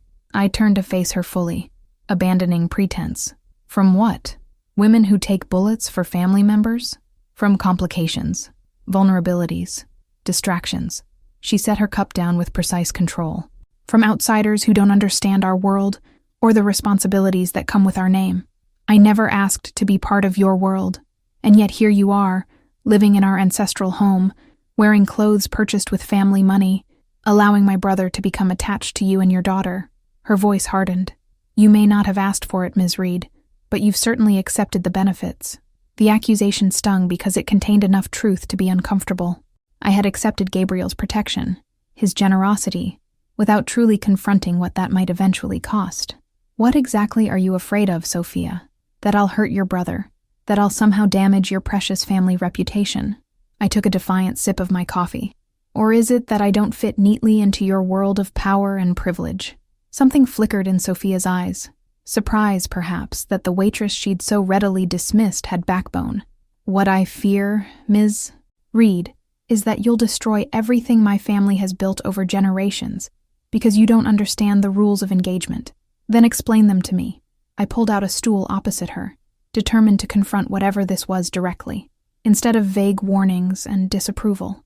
Sophia studied me for a long moment, as if recalculating her approach. Finally, she nodded, a decision apparently made. "Very well. Plain speaking it is." She leaned forward slightly. "My brother is not just a wealthy man with a dangerous sideline. He is the head of one of the 5 founding families that have controlled the eastern seaboard's underground economy for over a century." "I've gathered as much," I acknowledged. "What you may not have gathered is what that position entails. Gabriel doesn't just run businesses, Ms. Reed. He makes life and death decisions daily. He negotiates with politicians, judges, police commissioners. He balances the interests of hundreds of people whose livelihoods depend on his judgment." Her perfectly painted lips thinned. "And he does it all while maintaining the legitimate facade that allows our family to exist in both worlds." I absorbed this, trying to reconcile the man who gently taught my daughter about stars with the powerful figure Sophia described. What does any of this have to do with me? Everything. Sophia's intensity was unsettling. When a man in Gabriel's position shows particular favor to someone, it sends ripples through our entire community. People notice. They speculate. They look for advantages. And enemies, like Viktor Kozlov, look for weaknesses to exploit. "I'm not a weakness," I protested. "Aren't you?" She arched a perfect eyebrow. "My brother has diverted significant resources to your protection. He's distracted by concern for your welfare. He makes decisions with you in mind rather than purely family interests. If that's not a vulnerability, I don't know what is." Put in those terms, I couldn't entirely refute her logic. "So what do you want from me, Sophia? To leave? To put my daughter in danger?" "No." Her answer surprised me. "What's done is done. Gabriel has made his choice and the Castellanos stand together, even when we disagree." She fixed me with an uncompromising stare. "What I want is for you to understand exactly what you're stepping into before it's too late to step back out, which is a life where every choice has consequences beyond your imagination, where a wrong word at the wrong time can start a war, where your daughter will grow up learning to check under her car for explosives and recognize undercover FBI agents at her school." Sophia's voice had lost its sharp edge, replaced with something that might almost be concern. "A life where loving Gabriel Castellano means accepting everything that comes with him, The power, the danger, the violence. All of it. The stark reality she painted left me momentarily speechless. I'd been so focused on our immediate circumstances, the shooting, the danger from Kozlov, the strange captivity that had evolved into something else entirely, that I hadn't truly confronted the long-term implications. "You think I'm in love with your brother," I finally said, neither confirming nor denying. "I know you are, just as I know he's in love with you." Sophia's certainty was unnerving.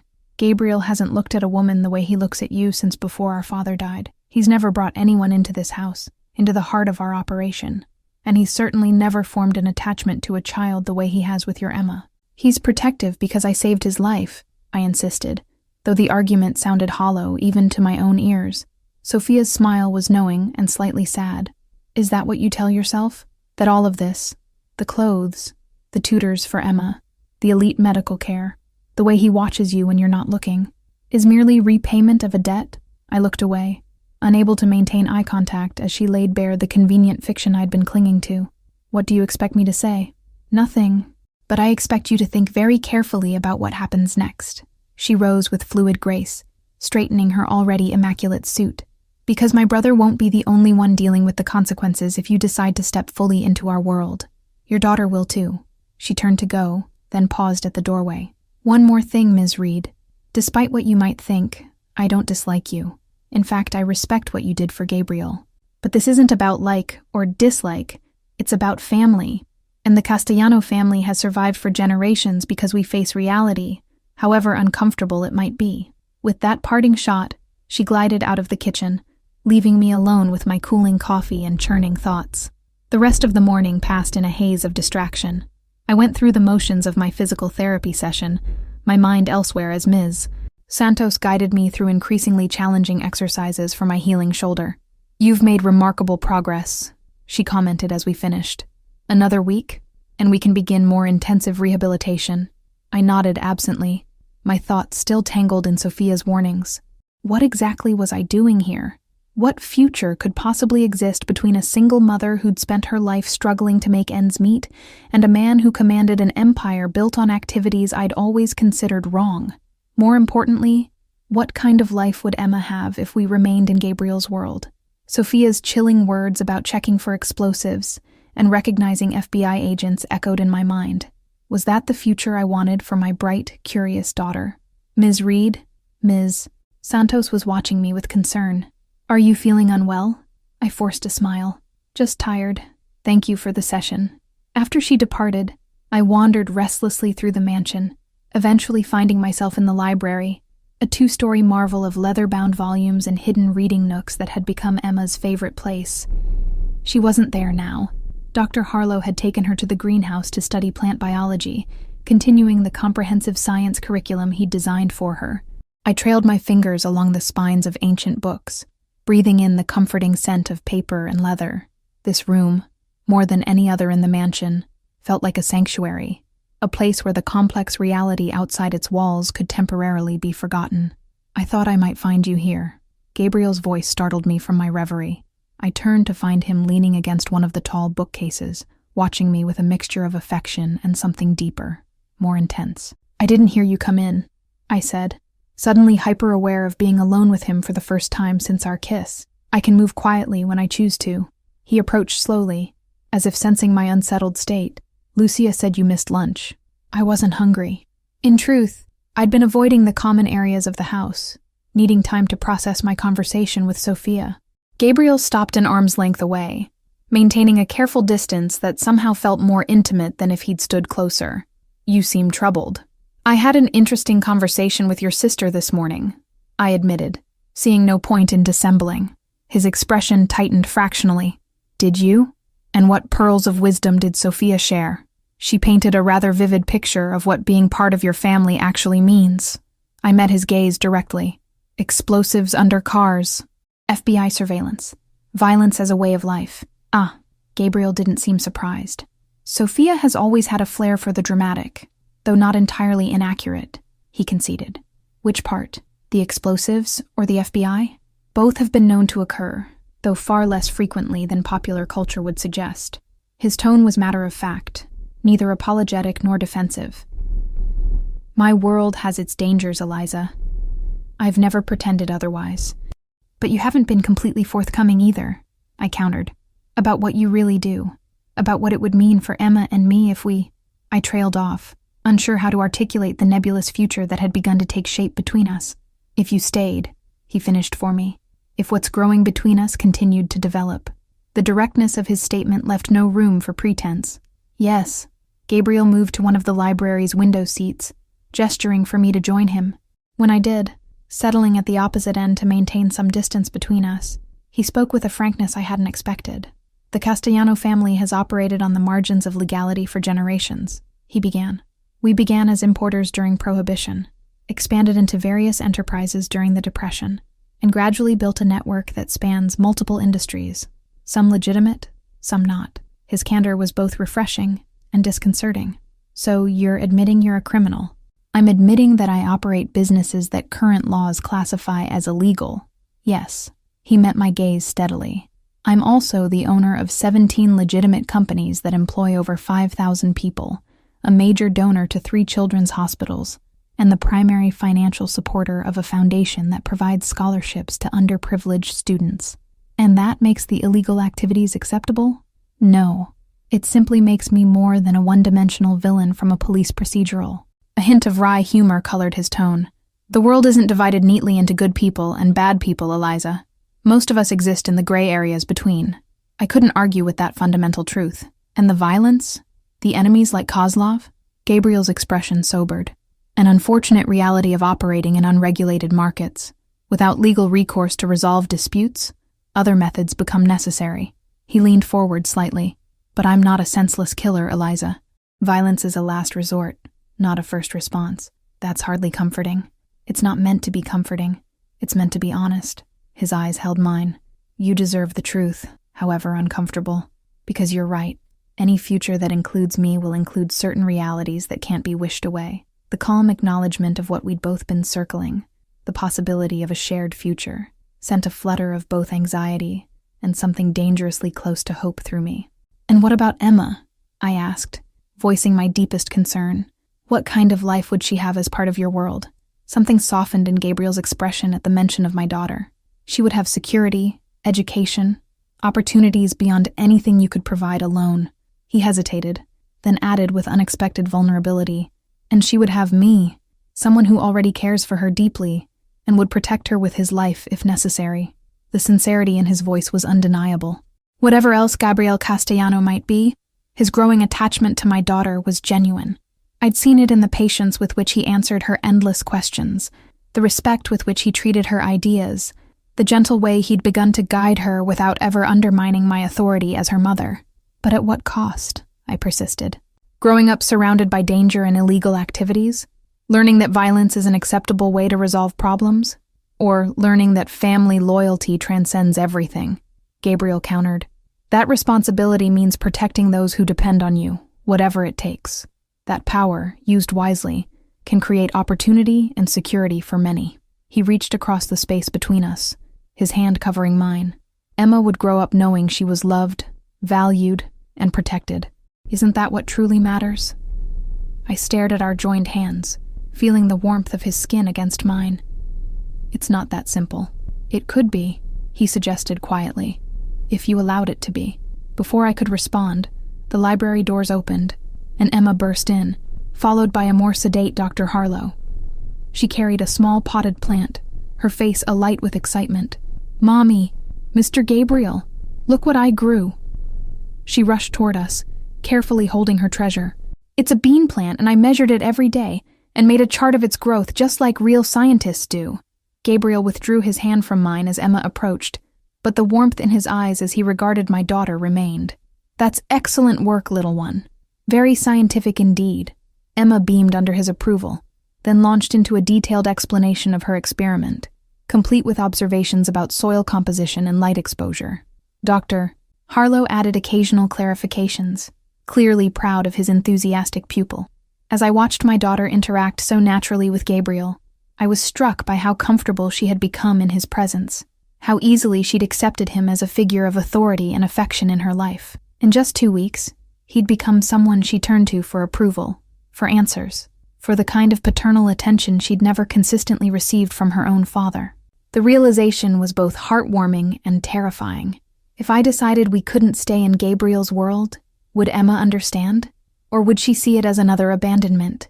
Another father figure vanishing from her life? "Mommy, are you listening?" Emma's voice pulled me from my thoughts. "I said we're going to plant it in the garden tomorrow so it can get bigger." "That sounds wonderful, sweetheart," I replied, smoothing her curls affectionately. "You've done amazing work." Gabriel rose, straightening his suit jacket with that unconscious grace that seemed part of his nature. "Dr. Harlow, perhaps you could take Emma to the kitchen for a snack. I believe Lucia mentioned baking cookies this afternoon." Emma's eyes lit up at the prospect of cookies, momentarily distracting her from her beloved plant. After they'd departed, Gabriel turned back to me, his expression serious once more. "We haven't finished our conversation," he said, "but I need to attend to some business matters now. Perhaps we could continue over dinner. Just the two of us?" The prospect of a private dinner, without Emma's buffer presence, sent a flutter of nervous anticipation through me. "All right." His smile was warm enough to chase away some of my uncertainty. 8:00, in the small dining room. He stepped closer, his hand rising to brush a strand of hair from my face in a touch so gentle it made my breath catch. "And Eliza, whatever you decide about our future, know that your safety, and Emma's, will always be guaranteed. That's not conditional on anything else between us." The distinction was important, a separation of his obligation to protect us from any personal relationship that might develop. It was oddly reassuring to know that even if I ultimately decided a future with Gabriel was impossible, Emma and I wouldn't be abandoned to Kozlov's vengeance. "Thank you," I said softly, "for making that clear." He nodded once, then departed, leaving me alone with my tumultuous thoughts once more. The remainder of the afternoon passed in a blur of activity. Emma showed me every plant in the greenhouse, followed by an enthusiastic tour of the chemistry setup Dr. Harlow had arranged in one of the mansion's spare rooms. Her happiness was undeniable. This environment, with its endless learning opportunities and attentive adults, had allowed her natural intelligence to flourish in ways her overcrowded public school never could have. "And next week," she chattered, as we returned to our rooms to prepare for dinner, "Dr. Harlow says we might dissect a frog. A real one, not just a picture in a book." "That's wonderful," I managed, suppressing my instinctive grimace at the thought. Emma's sharp eyes caught my expression anyway. "You think it's gross," she accused, grinning. "Maybe a little," I admitted, "but I'm proud of your scientific curiosity." She skipped ahead of me, twirling in the hallway. "Mr. Gabriel says curiosity is the most important quality in life, that asking questions is how we learn and grow." Another pearl of wisdom from the man who was increasingly shaping my daughter's worldview. I couldn't fault the sentiment, though I wondered if Gabriel applied the same philosophy to his own enterprises. After helping Emma with her bath and settling her for the evening with Lucia, who had promised to read her a chapter of the astronomy book before bed, I returned to my room to prepare for my dinner with Gabriel. The closet that had initially symbolized Gabriel's high-handed control now provided a welcome resource, as I searched for something appropriate. I eventually selected a simple black dress with subtle detailing at the neckline, elegant without being overtly formal. As I dressed, I confronted the reality that this evening would likely determine the course of our future. Gabriel clearly wanted more than the strange limbo we currently inhabited. The question was whether I could accept everything that came with him: the danger, the criminal activities, the complex moral compromises, and deeper still, whether I could trust my own feelings after the whirlwind changes of the past 2 weeks. Was what I felt for Gabriel genuine attraction and growing affection, or simply a response to trauma and dependency? Stockholm Syndrome dressed up as romance? My reflection offered no answers as I applied minimal makeup and arranged my hair, which had grown slightly longer during our stay at the mansion. The woman who stared back at me looked different from the exhausted waitress who'd stumbled into that convenience store 2 weeks ago. Rested, healthier, perhaps even beautiful in the expensive dress and subtle jewelry I'd selected. But was she still me, or was she becoming someone else entirely? Someone who could stand beside Gabriel Castellano and accept the darkness in his world. At precisely 8:00, I made my way to the small dining room, my pulse racing with anticipation and anxiety. When I entered, I found the space transformed. The usual bright lighting had been replaced by the soft glow of candles placed strategically around the room. The table was set for 2, with fine china and crystal that gleamed in the flickering light. Music played softly from hidden speakers. classical strings that created an atmosphere of intimate elegance. Gabriel stood as I entered, his eyes warming as they took in my appearance. He'd changed into a dark suit that fit his powerful frame perfectly, the crisp white of his shirt, a stark contrast against his olive skin. "You look beautiful," he said simply, moving to pull out my chair. "Thank you." I settled into my seat, hyper-aware of his proximity as he gently pushed in my chair. "This is quite a setting. I thought we deserved something special." He returned to his own seat, his movements fluid and controlled. "Wine?" I nodded, watching as he poured ruby liquid into delicate crystal glasses. "Where is everyone?" The mansion seemed unusually quiet. "I've given the household staff the evening off, except for Marco, who'll serve our dinner." Gabriel gestured to a discreet man standing near the service entrance. "And the security team is maintaining their usual perimeter. We won't be disturbed."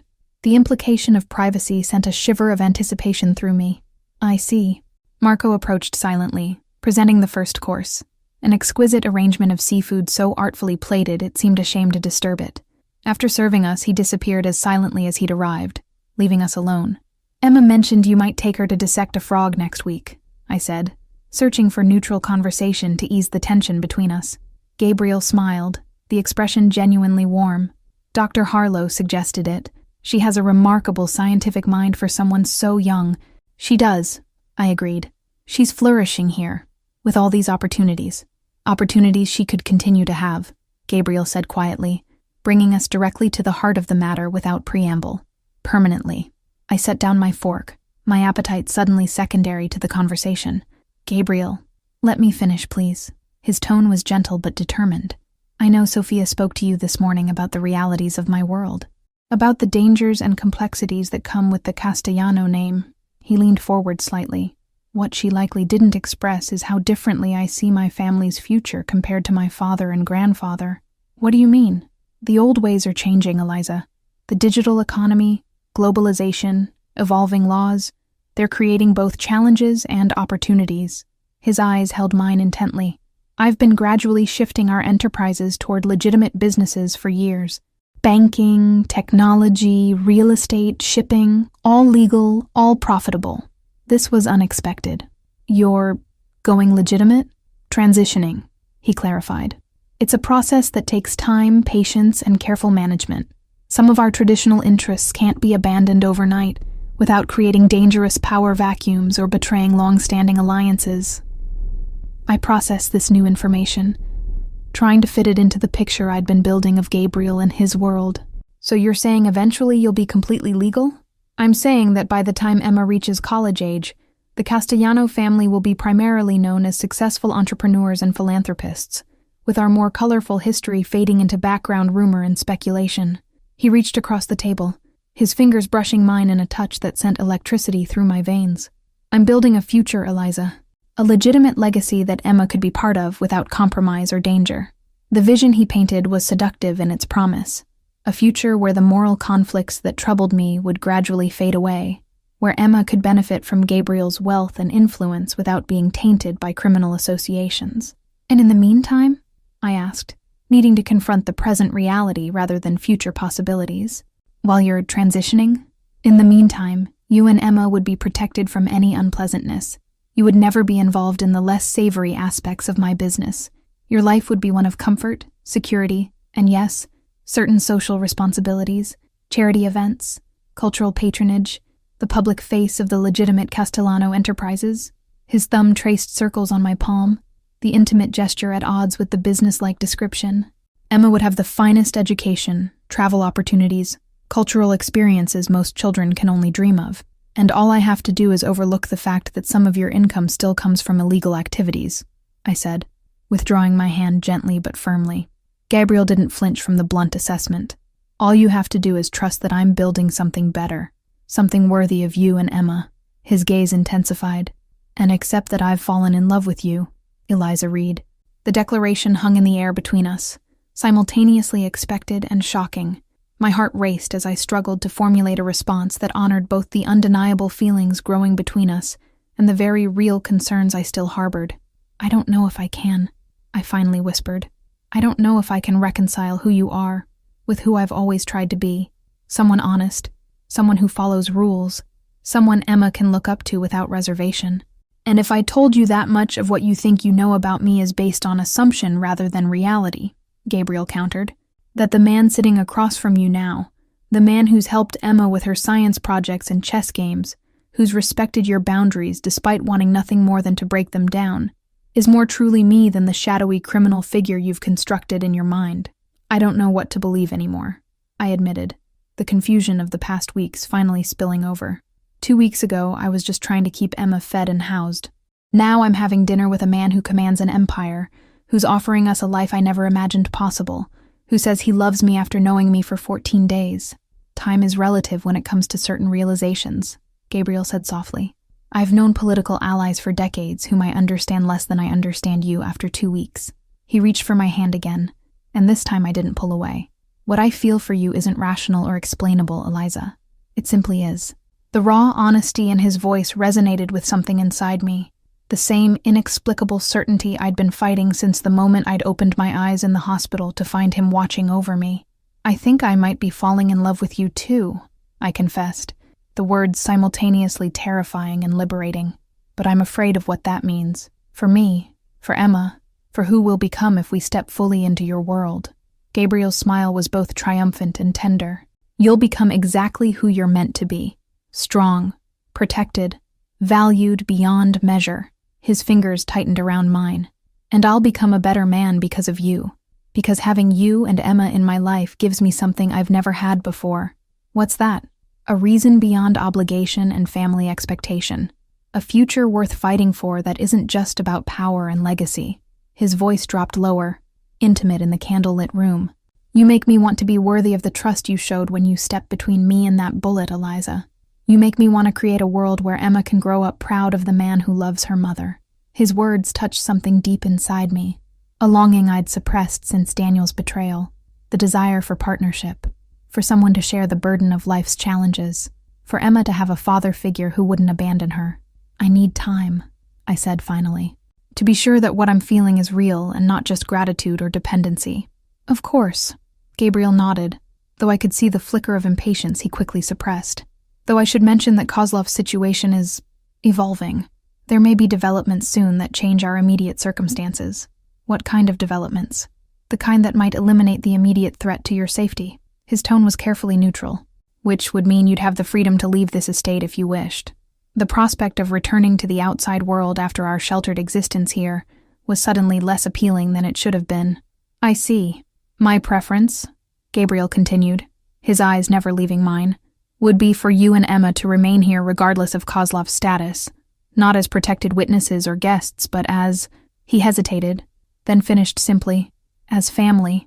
The word hung between us, weighted with implications. Family meant permanence, commitment, a fundamental change in identity from Eliza Reed, struggling single mother, to someone connected to the Castellano name and everything it represented. That's a significant step, I observed, my voice barely above a whisper. The most significant, he agreed, and not one I've ever contemplated before you. Before I could respond, the quiet of the evening was shattered by the sound of raised voices and hurried footsteps in the hallway outside. Gabriel was on his feet instantly, his relaxed demeanor replaced by alert tension. The door burst open, revealing Antonio, Gabriel's head of security, his normally impassive face tight with urgency. Sir, we have a situation. Kozlov's men have breached the perimeter at 2 points. The Eastgate team is down. Gabriel's transformation was immediate and complete. The man who had just professed his love with tender vulnerability vanished, replaced by someone harder, colder, frighteningly efficient. Activate Protocol Nightshade. How many hostiles? At least 12 that we've identified. Heavily armed. And the package? Gabriel's voice was razor-sharp. Antonio's eyes flickered briefly to me before returning to his boss. Secure for now. Rodriguez is moving her to the safe room as we speak. Emma. They were talking about Emma. Fear gripped me, icy and immediate. I need to be with my daughter, I said, rising from my chair. Gabriel turned to me, his expression softening fractionally. You will be. Antonio will take you to the safe room while I coordinate our response. He crossed to me in 2 quick strides, his hands gripping my shoulders with controlled urgency. Listen carefully, Eliza. No matter what you hear, no matter what happens, stay in that room with Emma until I personally come for you. Understand? The intensity of his gaze left no room for argument. Yes. Good. He pressed a swift, hard kiss to my forehead. Go now. Antonio will protect you. As the security chief led me from the room at a rapid pace, I glanced back to see Gabriel speaking urgently into a phone, his free hand already reaching for what appeared to be a handgun, concealed in a hidden compartment beneath the sideboard. The reality of his world had just crashed violently into our candlelit dinner, shattering the illusion of normalcy we'd been carefully constructing. Now I would witness firsthand what it truly meant to be part of Gabriel Castellano's life. The danger Sofia had warned me about, made terrifyingly real. Antonio guided me through service corridors I hadn't known existed, moving with silent efficiency as distant sounds of conflict echoed through the mansion. My heart pounded with fear for Emma, for Gabriel, for what was happening in this place that had become our sanctuary. We descended a narrow staircase and arrived at what appeared to be a solid wall. Antonio pressed his palm against a concealed scanner, then entered a code on a hidden keypad. The wall slid open silently, revealing a steel door beyond. "Ms. Reed," came Rodriguez's voice from an intercom beside the door. "Please identify yourself." "It's me," I said, my voice shaking slightly. "Eliza." After a series of electronic beeps, the steel door swung open, revealing a surprisingly comfortable room beyond, a space designed for extended occupation if necessary. Emma sat on a small sofa, her face pale but composed, a children's book open in her lap. She looked up as I entered, relief flooding her features. "Mommy!" She rushed to me, throwing her arms around my waist. "Mr. Rodriguez said bad men came and we have to hide. Like a secret mission." I embraced her tightly, grateful for Rodriguez's effort to frame the danger in terms that wouldn't terrify her. "That's right, sweetheart. We need to stay here until Gabriel tells us it's safe." The steel door closed behind us with a heavy thud, multiple locks engaging automatically. Rodriguez, a younger member of Gabriel's security team, whom Emma had taken a particular liking to, nodded respectfully. "The room is secure, Ms. Reed. Reinforced walls, independent ventilation and power systems, communication links to the security center." He indicated a bank of monitors showing various areas of the estate, several displaying scenes of alarming activity. Men in tactical gear exchanging gunfire with Gabriel's security forces, smoke rising from what appeared to be the eastern perimeter. "Mr. Castellano will neutralize the threat. Our job is to keep you both safe until then." I guided Emma back to the sofa, trying to project a calm I didn't feel as I watched the silent violence unfolding on the monitors. This was the reality of Gabriel's world laid bare. Men with guns invading his home, putting everyone inside at risk, including my daughter. "Are those the bad men?" Emma asked, pointing to a monitor that showed darkly clad figures moving across the lawn. "The ones Mr. Gabriel protects us from." The innocent question crystallized everything in an instant of perfect clarity. This wasn't some abstract moral dilemma anymore. It was life and death, playing out in real time. Gabriel had warned us that Kozlov would kill us if given the chance, and now Kozlov's men were here, proving the threat had been real all along. "Yes," I answered softly. "Those are the bad men." Emma's small face grew serious. "Is Mr. Gabriel going to be okay?" I hesitated, unsure how to answer truthfully without frightening her. Before I could formulate a response, one of the monitors showed Gabriel himself, moving with deadly purpose through the main hall, flanked by several security team members. He held a gun with the confidence of someone intimately familiar with weapons, his expression cold and focused. "Mr. Gabriel is very good at protecting people," Rodriguez told Emma with quiet confidence. "Especially people he cares about." Emma nodded solemnly, accepting this assurance from someone she trusted. "He told me once that he'd never let anything bad happen to us, that he'd always keep us safe, and he will," I found myself saying, the words emerging with surprising conviction. "That's a promise he'll never break." As we huddled together on the sofa, watching the silent drama unfold on the monitors, I realized I'd already made the decision I'd been struggling with throughout dinner. When faced with real danger, not theoretical moral concerns, but actual men with guns coming to harm us, my instinct wasn't to run from Gabriel's world, but to trust in his ability to protect us within it. The next hour passed in tense silence, broken only by Emma's occasional questions and Rodriguez's reassuring answers. The monitors showed sporadic bursts of activity as Gabriel's security team systematically cleared the estate, driving back the invaders with professional efficiency. Twice I saw Gabriel himself, moving with tactical precision, coordinating his forces with hand signals and brief radio communications. Finally, The monitors showed the last of the intruders being subdued or retreating beyond the perimeter. Rodriguez's radio crackled to life, and Gabriel's voice emerged, tense but controlled. Nightshade secure. Status report. Package and companion safe. Rodriguez responded immediately. No breach of the redoubt. Understood. Maintain position until all clear is confirmed. Another 20 minutes passed before the heavy locks on the door began to disengage. I tensed instinctively, pulling Emma closer, but Rodriguez remained calm. It's Mr. Castellano, he assured us. Only he has the override codes. The door swung open to reveal Gabriel, his immaculate dinner attire now disheveled, a thin cut visible on his cheekbone, his eyes burning with contained fury and relief. He scanned the room quickly, assessing our safety before stepping inside. It's over, he said simply. Kozlov's men have been neutralized. Neutralized? I repeated, suddenly aware that I didn't want to know exactly what that meant in front of Emma. Gabriel understood immediately. The situation has been resolved, he amended, his eyes meeting mine with silent communication. The estate is secure again. Emma broke from my embrace, running to Gabriel with complete trust. You kept us safe, just like you promised. For a moment, Gabriel seemed startled by her faith in him. Then slowly, with a gentleness that contrasted sharply with the controlled violence I'd witnessed on the monitors, he knelt to her level. I will always keep that promise, little one. Always. The conviction in his voice carried the weight of an oath. As he looked up at me over Emma's head, I saw the question in his eyes. Had tonight's events changed my perspective on our future? Thank you, I said softly, for protecting us. It wasn't the declaration of love and commitment he hoped for, but from the way his expression shifted, he understood that something fundamental had changed in my calculus. The theoretical dangers Sophia had warned about had materialized, and Gabriel had indeed proven himself capable of shielding us from them, exactly as he'd always claimed. Later that night, after Emma had finally fallen asleep in my bed, reluctant to be separated from me after the evening's excitement, Gabriel came to check on us. He'd showered and changed, though the cut on his cheek remained a vivid reminder of the violence that had erupted in our sheltered world. He stood in the doorway, watching Emma's peaceful slumber, with an expression that combined tenderness and fierce protectiveness.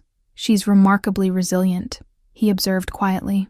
Children often are, I replied, moving to join him at the threshold, keeping my voice low to avoid disturbing my daughter. But she shouldn't have to be. She shouldn't have to hide in safe rooms from men with guns. No, she shouldn't, Gabriel agreed, surprising me with his candor. And in the future, she won't have to. What do you mean? His eyes met mine, determined and resolute. Kozlov crossed a line tonight, coming here, threatening you and Emma directly. It changes everything. How? The council will now support direct action against him. The other families will stand with us. His voice hardened slightly. Kozlov won't survive the month, and when he's gone, the immediate threat to you and Emma will be eliminated. The cold certainty with which he pronounced another man's death sentence should have horrified me. Instead, I felt only relief. Relief that the specific danger to my daughter would soon be removed. What did that say about me? About how Gabriel's world was already changing my perspectives? And then, I asked, though I already suspected the answer. And then you'll have a choice, Gabriel said, echoing his words from our interrupted dinner. To return to your previous life, or to accept a new one, with me. I studied him in the dim light from the hallway. This complex man who moved between violence and tenderness with disturbing ease, who commanded killers yet read astronomy books to my daughter, who operated outside the law, yet held himself to a rigid code of honor and protection. I think I've already chosen, I said quietly. Tonight, when those men came for us, I wasn't afraid for myself. I was afraid for Emma, and for you. I stepped closer, close enough to feel the heat radiating from his body. I was afraid of losing this strange new life before I'd even fully embraced it. Gabriel's expression transformed, hope and triumph battling with caution. Eliza, I don't know if what I feel is love yet, I interrupted gently, but I know it's real, and I know that when I had to choose between the moral ambiguity of your world and the certainty of your protection, I chose you. That has to mean something. It means everything, he murmured, reaching out to trace the curve of my cheek with careful fingers. I'll make you a promise, Eliza Reed, the same one I made to your daughter. I will always keep you safe. I will never let you regret choosing me. As he leaned down to seal that promise with a kiss, I knew our future would never be simple or conventional. There would be challenges, compromises, difficult conversations as we navigated the complex intersection of his world and mine. Emma would grow up with privileges and burdens most children never imagined, but she would also grow up loved, protected, and valued by her mother and by the dangerous, complicated man who had somehow become essential to us both in the space of 2 tumultuous weeks. "I'm holding you to that promise," I whispered against his lips. Gabriel's smile contained both tenderness and the steel that had allowed him to survive in his dangerous world. "I would expect nothing less. It's one of the reasons I love you." As I closed my eyes and surrendered to his kiss, I realized that the bullet that had torn through my shoulder 2 weeks ago had done more than injure me physically. It had shattered the boundaries of the life I'd known and opened a door to something I never could have imagined. By saving Gabriel Castellano's life, I had irrevocably changed my own, and despite all the danger and moral complexity, I couldn't bring myself to regret it. Some risks, it seemed, were worth taking after all.